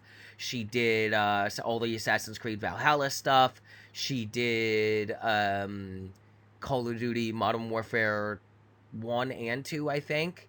The new ones. And I believe she did Infinite Warfare as well. She does like a lot of composing for video games. She's done like 2 Assassin's Creeds, I think, actually. Oh, She's very good. She's very good. One of my favorite composers for his stuff. So she did the soundtrack for Prey, and Dan Trachtenberg was the director. So it was fucking. It was a really good performance. Like it was visually highly recommended. If you enjoy a Predator film, go watch this film. It is like a prequel to the entire franchise, obviously, because it takes place very early on. But it's just fucking gorgeous, really cool. The Predator fights a bear at one point, and it's fucking awesome. He just like fist fights a bear, and it is a really, really good movie, and it sets itself up for more, and I hope we get more because it was really fucking awesome. Really go awesome. Highly recommend it. Really enjoyed it. Big fan. Uh, I love the Predator movies. Always have. Always will. The badass movies. This is now my new favorite, knocking the one called Predators off its post, which was my favorite prior to that. Yeah, okay. So, good movies. Good movies. I highly recommend. Go watch Prey. It's very good. Currently, as far as streaming services, it's only on Hulu though. Yeah, that one I do know. I do know that. Yeah, I made a Hulu account free trial just to watch the movie and then deleted the account. It was very good. It was worth it. It was a good movie. That's pretty much all I've watched. I still haven't watched John Wick 4. It's on my list. I did. Secret Invasion is done now. Oh, really? Okay. Yeah, it's only 6 episodes. I expected that to go a little bit longer, but okay. No, Marvel shows are only 6 episodes. They've been that since WandaVision. Come out Okay. once a week and then they're done. It's done already. Um, it's good. I liked it. I really enjoyed it. I thought it was good. It really shakes up things in certain areas. That's nice. It's more of a character study than most things.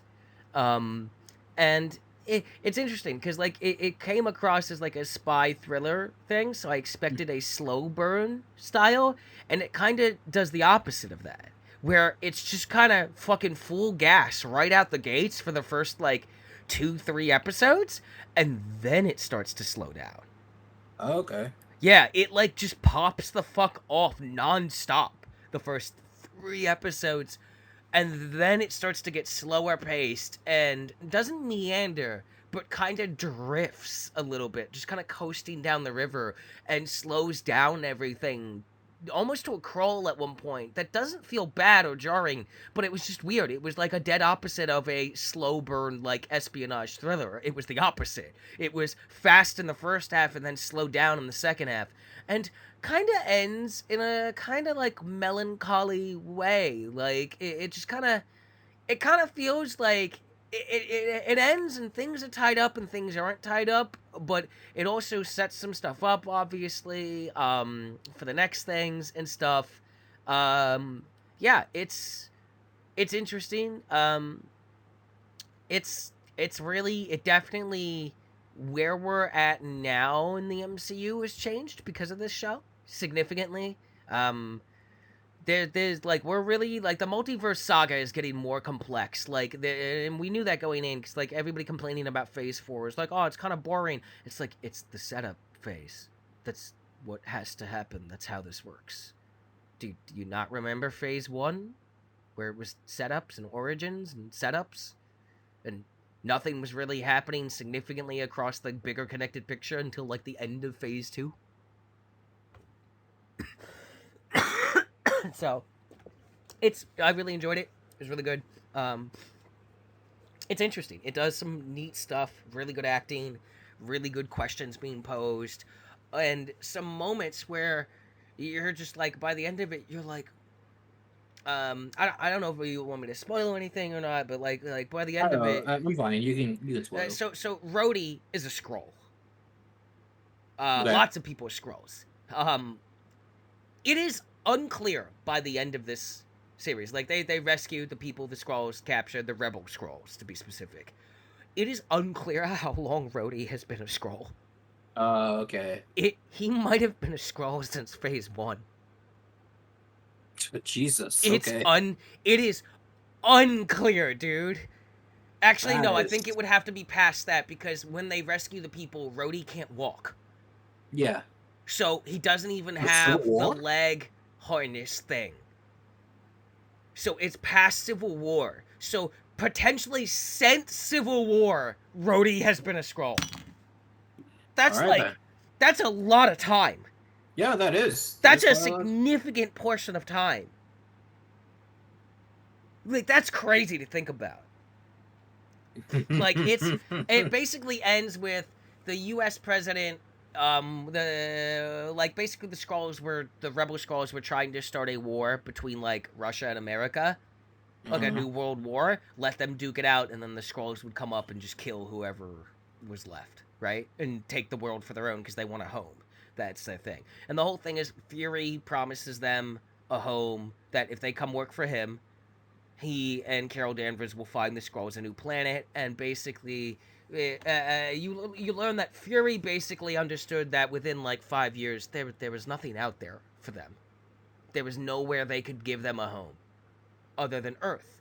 And then at one point, like Gravik, the leader of the Skrull Rebellion, is like, "So why didn't you? Why didn't you tell us? Why didn't you give us a home here so we could be ourselves and not have to wear a fake skin?" And he's like, "Because it's easier to save 8 billion lives than change their hearts and mind." And makes sense. Yeah, I get Yeah. it. It's like, yeah, that is a true statement. It is easier to just save their lives than change their like minds about like, Yeah. oh, can you be nice to the aliens that need a home? Yeah. They're our Exactly. friends, right? We can't be nice to each other. Like, he's right, it is. And it's just kind of that, it's very, like, it's got that geopolitical kind of thing that Kojima games do, and it's doing it really well. Kind of similar to Falcon and the Winter Soldier, it's dealing with a little heavier, grandioser themes, but I think it handles the subject matter well. Fucking old man Nick Fury fucking kicks ass the whole time, even when you think he's not kicking ass, he's just outplaying people because he's Nick motherfucking Fury. Yeah, he's fucking. There's even a line where, like, when Skrull Rhodey is sent to fire him, he's like, "You're out, old man." And they even tie in like themes of like they talk about, because they're both African American men, and he talks about to him. He's like, "We fought this hard so that we could have power, so that old white men couldn't abuse their power. Help a brother out." and Skrull Rhodey is like, he gives him this whole speech, and he's like, "We fought this hard so we didn't have to watch tired old brothers hold all the power. You're out." And then, like, one of Rhodey's aides goes to, like, stiff arm fucking Fury and escort him out to the car he's supposed to go to so he can be escorted out. And Fury just immediately, like, fucking breaks the dude's arm, takes the gun, put it to his head, and then everybody just stares at him, and they draw the guns, and Rhodey just fucking has them lower the guns, and he takes the gun apart and just throws it at Rhodey, sips his scotch, and he leans down and he goes, "I'm Nick Fury. Even when I'm out, I'm in." And I was like, yeah, let's go. You still got it. It was very good. There's a lot of that going on where it's like, stop underestimating Nick Fury. But it's also him, like, playing, like, catch up to things, because he learns early on in, like, the first or second episode that all the Skrulls are on Earth, and he didn't know. There's like 1 million of them, and they've been there since he first met Skrulls, and he thought there was only a couple hundred. Yeah. And Talos didn't tell them because he was like he just didn't know what to say to him to explain. It's a very good movie. It's a very well movie. It's a very good show about, like, how, like, love, because Nick Fury is married, has been. He's married to a Skrull. Oh. Okay. Yeah. So there's that whole going on. There's his friendship with Talos, who he clearly sees as, like, a brother. Like, there is a lot of themes like that, and how that emotions can affect your planning in the espionage world, right? Like, It even ends up with Gaia, Talos' daughter, and hang on. Yeah. Read it out. Talos' daughter Gaia becomes the Super Skrull, because so does Gravik, and she ends up killing him. And then the head of MI6 at this time is basically finds Gaia at the end and offers Gaia a deal, because basically this ends with the US president has been like, because the rebel Skrulls attacked him and Skrulls were seen, he's basically incited a whole war on Skrulls. Oh, fuck. He's made them public enemy number one because he was almost killed, right? And, America's gonna eat it up, blah, blah, blah. And Nick Fury's like, this isn't gonna make things better. You need to call this off. And he gives him this whole speech about, like, the old Nick Fury would have known this only ends one way. If you really care about the Skrulls, get them off my goddamn planet. And Nick Fury is also building Saber, so that's still a thing that's happening. And basically, the head of MI6, who's like an old friend of Nick Fury's, this lady finds Gaia, who is now the only Super Skrull, because the other one was killed by her. And she goes to her and is like, hey, like, you are now fighting a war against potentially all of humanity. That the stupid-ass president has incited. I can help you, I can give you the resources and information you need to fight that war and survive, because this is your home. It's the only home you have. And you will help me fight my enemies. And she's like, I'm not going to sign a deal that got my dad killed, because that's what basically the same deal Talos had with Fury. And she goes, yeah, well, Fury and Talos mixed love and emotion and friendship with the job. Let's not make the same mistakes as them. I will use you, and you will use me. And that's how this works. And then they shake hands, and then that's, like, the last scene, basically. So, that is, Emilia Clarke's character is the Super Skrull. That's who that was. So she's Gaia, who becomes the Super Skrull. She's a badass. She's fucking cool. Even before she was Super Skrull. She's, like, a badass. So she does have all the powers of the Fantastic Four, then? No, because the Fantastic Four don't exist yet. So then what powers does she have? The Avengers. Oh, okay. As well as other stuff. Wait, so she like has the strength of like Hulk. She can literally create a Hulk arm. Oh, okay. All right then. She can do the Groot thing. The what? She can regenerate Groot. She can extend. Oh, okay. It's Guardians of the Galaxy. It's Drax. It's all of them. It's everyone, including Carol Danvers. Oh, okay. It's everyone. Yeah. Every hero that you've seen, everyone that was in play, basically, that was a major character that got their own movie, or, got their own movie. Like, so, Avengers, and any of the main characters that technically are Avengers, you know what I mean? So, like, Valkyrie wouldn't be one, but, like, Carol Danvers is, even though technically she wasn't an Avenger, she's Carol Danvers, right? But, like, basically all of the Avengers, all the Guardians of the Galaxy, Carol Danvers, yeah. Even Doctor Strange? Yes. That's interesting. I'm like, she has to learn that sort of stuff. So that's the thing. That's why it's like interesting to me, because like those are powers that you have to like learn. So. Well, they didn't have to. They just do it. Okay then. Well, because I think it's like the machine that they built. It's like it's literally ingraining that DNA in like a molecular and like onto their fucking brain.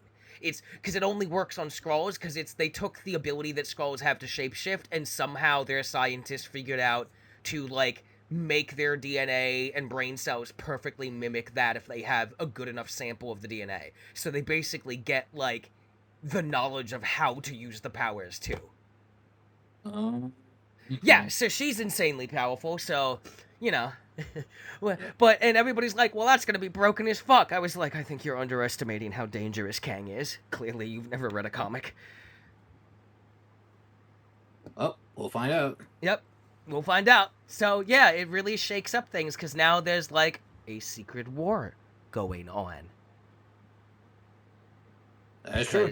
It's a secret war. Yeah, because there's Skrulls everywhere. It even ends with like some scenes of like, because of the president's speech, very eerily similar to like Trump's speeches causing this, is that people just start figuring out who are Skrulls and shooting them. Like there's like a newscast thing going on, and dudes just break into the studio with AKs and shoot the newscaster, and he's actually a Skrull. And then it cuts to another scene, and this is Fury's talking to him, and he's like, you're gonna get these innocent Skrulls killed. But on top of that, you're also gonna get a bunch of innocent people killed who aren't Skrulls. And it shows just a politician getting shot. She's not a Skrull, but some dude thought she was because he didn't like what she was representing. Right? Like, it's so on the nose, and it's very much on the nose in the way Falcon and the Winter Soldier was very on the nose, and I think that's why people didn't like it. They were like, keep the politics out of my MCU. And it's like, no. This, all art is based on politics. Politics is life. Like, deal with it. It's like, this people get, like, I don't want rap to be political. I don't want it to be about people. I want it to just be about hoes and music. It's like, that's not rap, bro. That's just nothing, then. So, yeah, it's really good. I really enjoyed it. I'm excited to see where this goes going forward. The next Marvel thing I need to watch is, I think in August, Guardians Volume 3 comes out to Disney+. I'll watch that, just so I can be upped up. And then the next actual movie that I'll be watching is The Marvels, which just had a trailer drop, which... Oh, yeah, that's coming out in November. I am excited for, because I loved all three of those characters in their respective things, and I'm really excited to see a movie with the three of them, this fucking kick-ass girl squad going at it. Like, I love this. I can't wait. It looks fun. So, yeah. That's it's supposed to be Danvers, Khan, and who else? The girl from, I forget what her, like, superhero name is. She is the child of Danvers' pilot friend, who was in WandaVision and worked for, like, S.H.I.E.L.D. and ended up getting weird, like, light powers. Got it. Because she, like, walked through some crazy fucking WandaVision thing.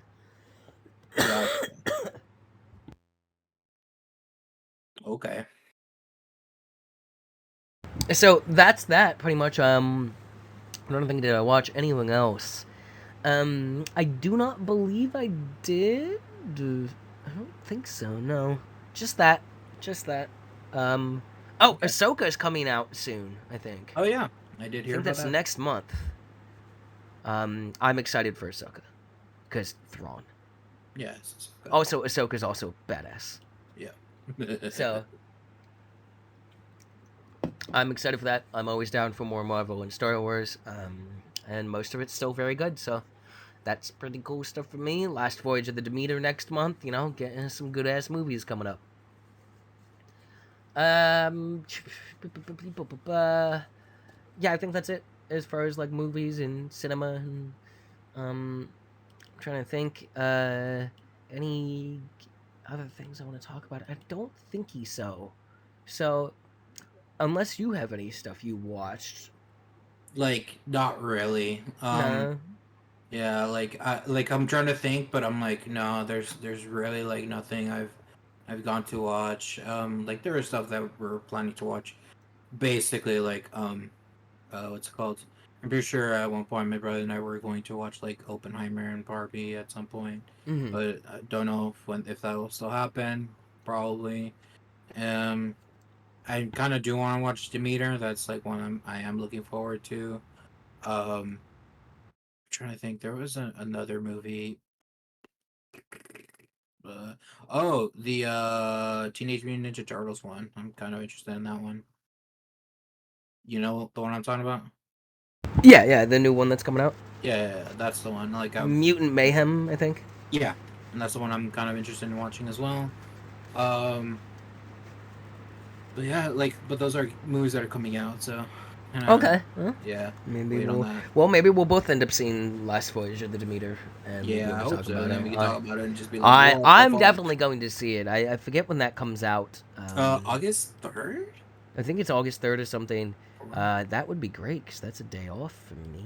let me see. July So, 31st is Monday. First is Tuesday. Second is I yeah. don't. Thursday is 3. So like August. Yeah, like August 3, August 4. I'm looking it up right now. August 11th. Oh, all right. Never mind. Premieres on August 11th, which is please be one of my days off. Oh, it's a Friday. Yeah, Yep, it's a Friday.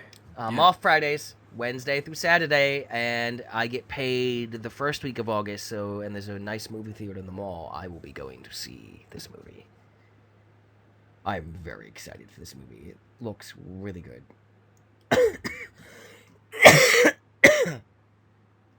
Did you see the trailers for Disney's Haunted Mansion? Uh, yes, I have seen the trailer for it. It looks like a fun little film. Like, Yeah. Danny DeVito doing the Danny DeVito thing. Like, I kind of want to go see it just for Danny DeVito. I Yeah, like and Danny then DeVito. what's it called? Fuck, I forget his I don't know. name. Unless you say the name, I don't know what is it called. The blonde dude. He's the one in Loki as well. Oh my god. Owen Wilson? Yeah, him. Yeah, Owen Wilson. Wow. Yeah. You forgot my name? Wow. Yeah, wow. Wow, it's like some kind of haunted mansion. Wow. I Yeah, thought I he think was he playing like a plays like priest. That's he, like yeah he the one plays like a thing. priest or something. It's great. Yeah, it looks like a good fun little comedy. Like I think I want to go see that. It looks fun. That's Yeah. pretty much it cinema Yeah. wise then. Yeah. Alrighty then. So we're hitting it. What's on your wish list? What do you got? Well, funny enough, have I added anything new? I think I might have. Let me see. Let me look up the wish list because I might have added something new. I know I definitely just added Dredge because yes, I will probably get that. And Rockwood once you told me about it. As far as anything new, I don't think I have. So look, let me look.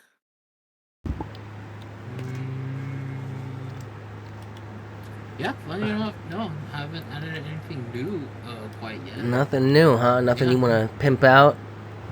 funny enough, Anything old that's had new information come out about it since then you want to talk about? I haven't the thing I would talk about is Marauders, Uh-huh. but I haven't played it since last time, and I just decided to look at like, hey, let me just look up Marauders very quickly, Mm-hmm. um, and like a lot of the reviews right now are like mixed, Mm. because apparently, uh, am I spelling Marauder wrong? Potentially. Who knows? But apparently, like it's more, instead of being more extraction, it looks like it's more Jesus, uh, more battle royale, I guess, PvP based sort of thing. Oh, Yeah, that's a bummer. yeah. That's a bummer. Like I'll tell you uh where is it? Uh, apparently one of the ones that says they have surgery turned it from an extraction shooter into a battle royale. Um, so yeah, and apparently, like a lot of the whole thing is just to camp, airlocks or being forced to PvP. So Hmm. That's a shame. yeah, because I felt like the whole thing about Marauders is that you don't have to fight. You will sometimes get into fights because the way like like the way like the map is put, and like sometimes you have to run to that airlock. You have to like maybe fight your way there, or maybe you can sneak well Mm-hmm. enough to get out without people noticing you. um but it might happen, it might not, like chances are Right. go Yeah. either way. But if they're forcing the fighting more now, it's kind of where that shit's kind of like, I don't I mean, I yeah don't know and about no, that. but like extraction games, there has to be like they are a PvP game at the end of Yeah, the day. no, they Like, definitely are. But I think that the fun of it was that you could find ways to avoid the PvP if you were smart enough about it. yeah, But the PvP itself was still fun. Like the shooting was still yeah, fun. But if yeah, they're forcing stuff to make it so like you're gonna more than likely engage, and you have to like do yeah. compounds and stuff like that, then it's like, I don't know. They added space combat, but apparently, like that, instead of going more focused on that, they seemingly dumbed it down. So I don't know. Hmm. I have no idea. I'll see. We'll see how this Yeah, goes up. But yeah, we will see. All right then. Well, that's kind of a shame. yeah. On my wish list, I have Land Above, Sea Below. Have you heard of this? No, not at all. Okay, so Land Above, Sea Below. There is a demo. I don't. I think you can't play the demo now. I'm not sure. Um, but it is a God. What kind of game do you even call this? Um, it's by Glass Cannon Studio. It's just a single player game. Um, it is. It's like God. So the goal of the game is it's just really chill vibes, really gorgeous soundtrack, really kind of like pleasant aesthetic to look at, and you were just given your goal. You were just building out the land around your tree of autumn, and Mhm. the water level rises, and you were just trying to place these different types of tiles that like be like, oh, this is like a colony tile and this is forest tile, right? And you're trying to place them in places where they synergize with certain things to give you the bonus, which raises your total land height because the water is rising, and you have to Yeah. keep the tree above the water, and that's it. That's the whole game. It is just the demo only went like it like I think it only it was um so it was like the demo only had like you could God, what am I trying to say here? Like, it only went so far. Like, I think it was like, um, 10 seasons or something, and each season is made up of a couple days, and each tile you place, that's a day, right? So you place a tile, day passes. Place a tile, day passes. But you'll get cards and stuff for doing well and having really good synergies that you can play that add an extra day, or give you a free day, or stop the water rising for the next season, or something like that, right? And it's just really gorgeous. Like, if you go look at it on Steam, it's a very pleasant aesthetic. The soundtrack is incredible. Right now, and it wasn't hard. And, like, it's just relaxing puzzle strategy game, and I just sat here and played this demo that I beat in one sitting. Like, within 20 minutes I was done, and I just played it over and over and over. I spent like 8 hours on it. It is just so chill. Like, I could just do this forever. It was just genuinely gorgeous, really just relaxing experience. Like, a total just, like, man, if you were playing a game and you had like a salty game or just a bad match or whatever, fucking go give yourself a palate cleanser and play this goddamn thing. Because, my God, it was just, I've never been more relaxed playing a video game in my life. Like, I was fully reclined back in the chair, just vibing out. It was just an absolutely, like, zen experience. Just really fucking good. Really gorgeous. Really fun. And if you go look at it on Steam, you can see their roadmap, stuff they're planning. There will be, obviously, an eternal autumn mode where it will just be like, go as long as you can. Yeah. And it's just genuinely, like, fucking super pleasant. Yeah, so the flood comes at the end of every season. It goes up, and you have to make sure your starting tile on which the tree of fall grows is at a safe distance from sea level. As long as that above sea level, you're still in the game. Infinite procedurally generated tiles, so you never know what you like. You don't know what you're getting, right? You work with what you got. It's kind of Tetrisy. You kind of get to peek a little bit ahead, but you don't get to peek all the way ahead. And you lay them on the map. This method ensures that every island you create and every new game you play will be unique and unrepeatable. Autumn groves, rivers, rocky, mountain, forest, villages, and sea items will inhabit your map. Island extensions. As you progress and expanding your island and exploring undiscovered areas on the map, you might bump into lonely, tiny islands if you connect your main island to them. These its tiles will be attached to your land, so there's that stuff. Your goal is to just keep the tree alive. As long as it's above sea level, the game continues. The length of the game only depends on how long you can survive, and it's got this gorgeous, handcrafted, like, minimalistic style. It's very pretty. And, like, it's genuinely, like, I played this, and within, like, 2 minutes of playing this, I, like, alt-tabbed out and put it on my wish list. Genuinely just a very, very chill experience. Like, very just pleasant. No other word to describe it. Like, pleasant would be my review to this. It's just really pleasant to play this game. Absolutely. And it's fucking incredible. I cannot wait for this game to come out. I will be buying it day one. I am a big fan of everything that's going on with this game. I think it's genuinely just a very beautiful piece of work. So that's mine. That's what I have. 1 second. Yeah.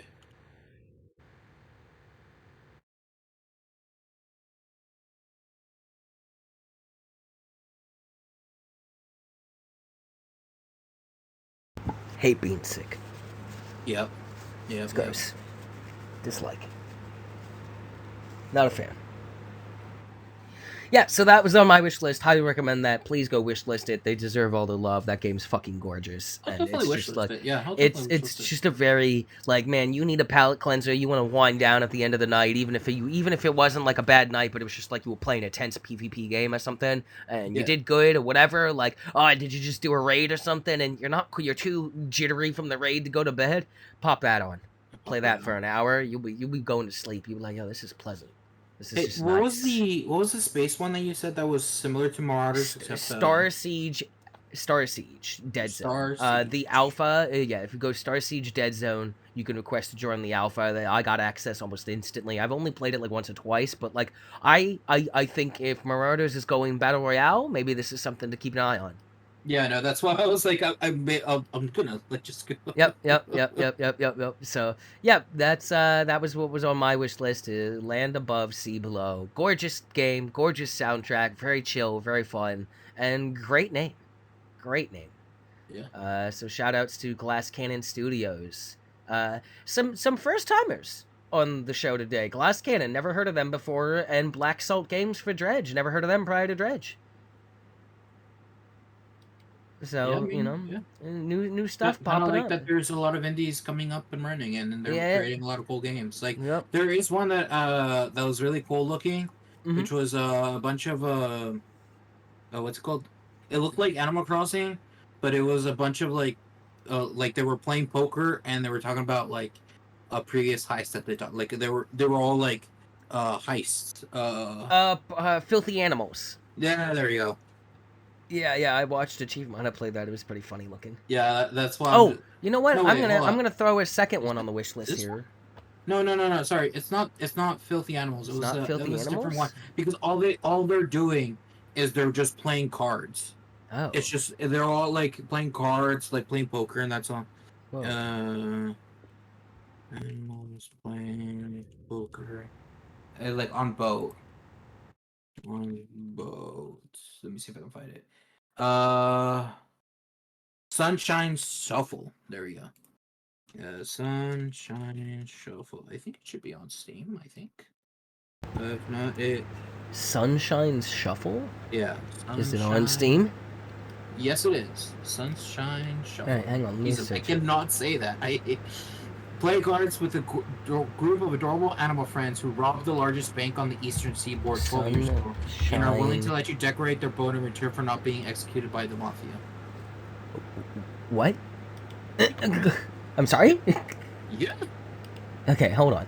Sunshine Shuffle is a narrative poker adventure featuring talking animals with criminal pasts and adorable outfits. Play Texas Hold'em, my favorite poker, with the remaining members of the Morning Shift, a group of working-class creatures turned would-be Robin Hoods across the fishy mob, and mostly live to tell the tale. Unravel the story of how the largest bank on the eastern seaboard was robbed in a single afternoon as you play. Win hands to earn tokens and decorate the SS Sunshine with new light fixtures, blah, blah, blah, and try to boogie to the game's vibrant, regaling original ska as you stare into the cold eyes of a 12-year-old kitten with nothing left to lose. Jesus Christ. Yeah, dude. This is oh my God, this is incredible. That's what I'm saying. I was like, this is the game. This looks amazing. Yeah, that's what I'm saying. Like, Indie's just creating like these games, and this one is a relatively like new. This is by Strange Scaffold, who is both the developer and publisher. Yep. Huh. With all right, funny enough, they're the ones that are coming out with Teenage Demon Slayer Society and El Paso Elsewhere as well. So. Oh really? Okay. Yeah. Okay. So they're making a name for themselves. Yeah. Then. They're making a name for themselves. Then. Yeah. Yep. Yeah, because if I look on their thing, and El Paso Elsewhere and Teenage Demon Slayer Society. Yeah. Mm-hmm. Yeah, they're making a name for them. All right, I'm going to click the little follow on that. Strange Scaffold, making a name for themselves in the indie world. I also just realized I want to put on, also for the wish list segment, oh God, where was it? Have you heard of Friends versus Friends? Have we talked about this? Look at this on Steam. Go look at this. God. It's on sale right now. It's $6.69. It is a 2v2 or a 1v1 shooter. Very fast matches. Very fast. Like, over very quickly. It's got a sick-ass art style, a dope-ass soundtrack, and it is a deck builder shooter.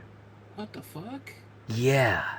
You use cards while in the game that can buff or debuff.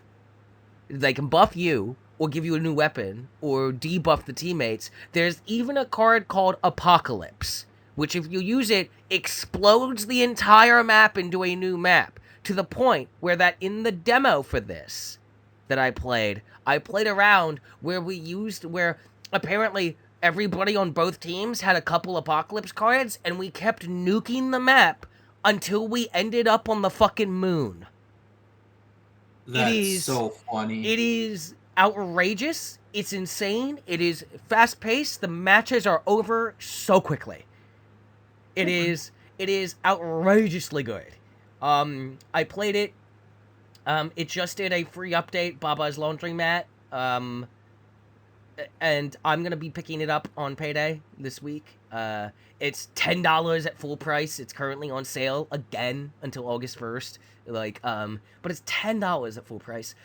And the first update was free. There are different characters, and you unlock new cards via booster packs you earn in game. No actual money spent, and you earn new outfits and shit for people and stuff. And it is just really frantic, fast paced 2v2 or 1v1 deck building first person shooter in really small, like, wacky arenas. Like in the first video, like if you watch the launch trailer. Yeah, no, I was seeing the video. Like you were in the sub. You were like in the subway, and like there's one where you're on cars that are on roads. Yeah, no, dude, it's fucking awesome. I'm gonna be picking this up. So if you want to pick this up, we could be playing this quite a lot. I fucking enjoyed the hell out of this. It's super good, dude. It's super good. Friends versus Friends. Shit, and it's Steam Deck verified as well, so we could play this on the fucking go. Developed by Brainwash Gang, who I've never heard of, and what a great name that is. And published by our friends at Raw Fury. Shout out to Raw Fury doing the good work over there. So yeah, hell yeah. This game is insane, and art-wise, it's fucking great. There's the duck, there's the cat. One of them is like clearly a stoner. It's great. There's like a stoner gator or something. It's fucking incredible. There's a moose. An alligator. It's awesome. It is very cool. It's outrageously good. I cannot wait to play this. So yeah, this is an insane little game that popped up on my radar during the last Steam Next Fest that I had just forgotten to mention prior to this. It's wacky. It's just nonstop fun. And it is great because, like, God, even if you get curb stomped, it's just over. It's just over so quickly. Yeah. And even if you curb stomp, it's over so quickly. And even if it's an even fight, it's just kind of still over quickly. It just goes.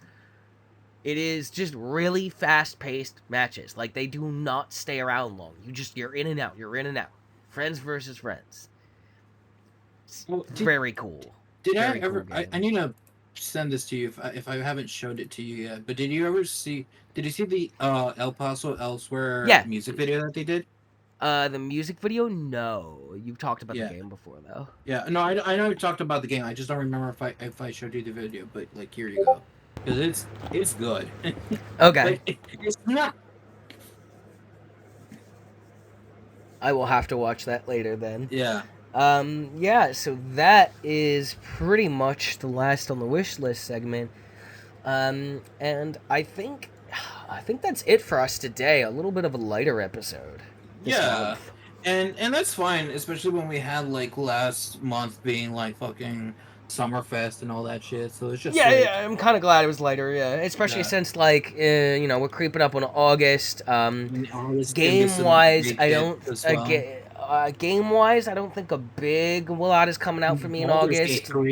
Baldur's Gate, sorry, that is right. That is literally August. Yeah. I mean, let's be honest. Neither one of us is going to get through enough of Baldur's Gate to really adequately talk in depth about it. You underestimate me, sir. You're too busy busy playing Parasite Eve all the time. What are you talking about? Fuck you. By the way, I don't know if you've ever looked at like the description of the podcast. No, I actually haven't. Oh, here. Let me go read this to you. Hang on, I'll find it. Where do I see this at? Is the question now. If I click that and I do this, is it in the about? Yeah. Every month around the end, two besties get together to talk about video game news from the whole month, what games we've been playing, what games we're looking forward to next month, as well as any cinema or music that's caught our eyes and ears. Sometimes we even have a guest, hosted by Stella, huge dork, level 32 trans lesbian, big neurodivergent vibes, got that autism riz as the kids say, I'm old. Also, hosted by the world's only living Parasite Eve fan, Vaughn, resident survival horror game on hardest difficulty expert, legendary list rebel. There you go. There you go. That's appropriate. That's appropriate. There you go. See, you thought you would be offended, and you weren't. No, You thought no, you were no, gonna be no. upset, but I nailed you to a I thought it T. was gonna be like, what's gonna happen? Or what's Nope, the nope. comment? But you know what? I just No, perfectly described who you are. perfect describe. Perfect description. The only living Parasite Eve fan. The The only only one. one. He's the No, only no one. other ones. Anyone that says they're a fan, they're Liar. lying. They're a Liar. liar. Liar. They're literally bot Where, accounts that I yeah, you set know what? up. Hey, They're where's their, bot accounts. where's their podcast?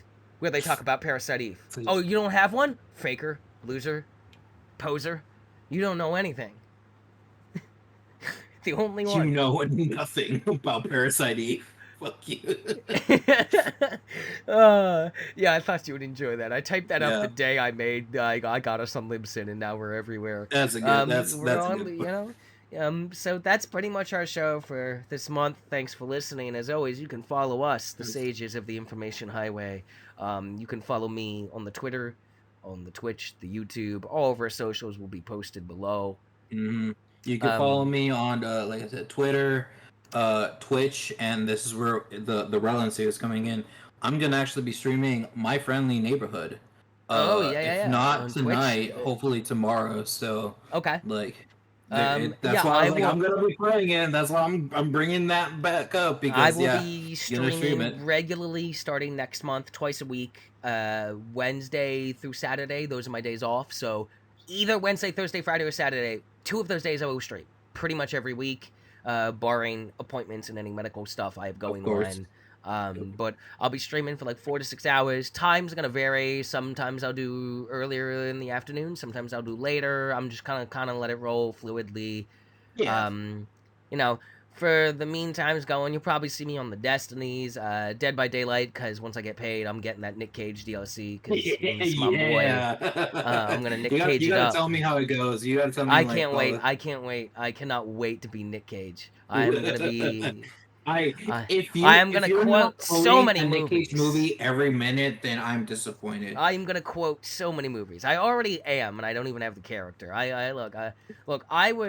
I was pitching when they first announced this. I was like, if you don't name the perks after movies, what are you even doing? And they didn't do that, but the perks is still really good. But I was like, come on, it writes itself, guys. Gone in 60 seconds. There's a speed perk. Boom. Con Air. That could be a perk about like triggering one of the birds to fly off in the opposite direction I went. Boom. Con Air. Come on. Come on. It writes itself. And like, you didn't even give me a map that's like based off a Nick Cage movie. Come on, bro. But maybe we'll get that down the line. Who knows? Who knows? I'm very excited to play as Nick Cage. It's gonna be good. It's gonna be really good. I can't wait. I want to get a match of just all Nick Cages going. God, that would be steal the Declaration of I know he said Independence. that. I know he said that. He was just gonna be the like a survivor and not like an actual killer, but I would really like if he got added as a killer. That would be hilarious. And then you just have Nick Cage's versus Nick Cage. Nick Cage's, yeah. That'd be great. That'd be hilarious. That'd be fucking incredible. Yeah, so I'm going to be playing that. So for me, once I start streaming, DBD is going to be kind of... It's always in rotation. I like DBD. Yeah. Diablo 4 is going to be up there. Overwatch, Destiny 2. Occasionally some League.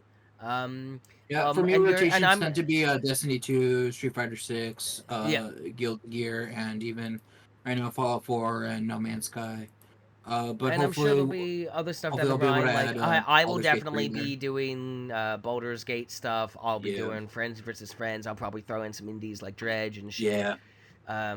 You know, we'll see how it goes, and just you know, stick around and follow the podcast. Follow us on the internet. You know, at least until Twitter or X crashes and burns and we move on to Blue Sky. Whatever. Fucking dumbass Elon Musk. Yeah. God damn. I'm still calling it Twitter because it just everyone's calling it Twitter. Yeah, I'm not calling it X. Don't it zeet can't at me. say Don't that zeet at me. and be like, yeah, no, that's a website. No. Yeah, you got a zeet now. It's not a tweet. It's a zeet. No, I don't care. It's no, tweet. just zeet. Yo, did you zeet? Yeah, I zeeted you. Did it you literally says no. It's so stupid, dude. I fucking hate it. On my application of Twitter, it still says tweet, not zeet. Tweet. It's still the Twitter logo on my thing. It still says tweet. It still says Twitter. I don't know what's happening on this platform anymore. But that's okay because neither does Elon Musk really. So yeah, he doesn't know shit. He doesn't know anything. He doesn't know anything. He doesn't know a damn thing. He knows where those emerald mines are, though. He does know that. He does know that. He does know that. And he does know where to get a horse to, use as a bribe, apparently. And on that did you not hear about that one? And on that note, that's it. Good night, folks. Yeah, Goodbye. good night. Good night. Good night, Night Vale. Don't sue us. Oh, God.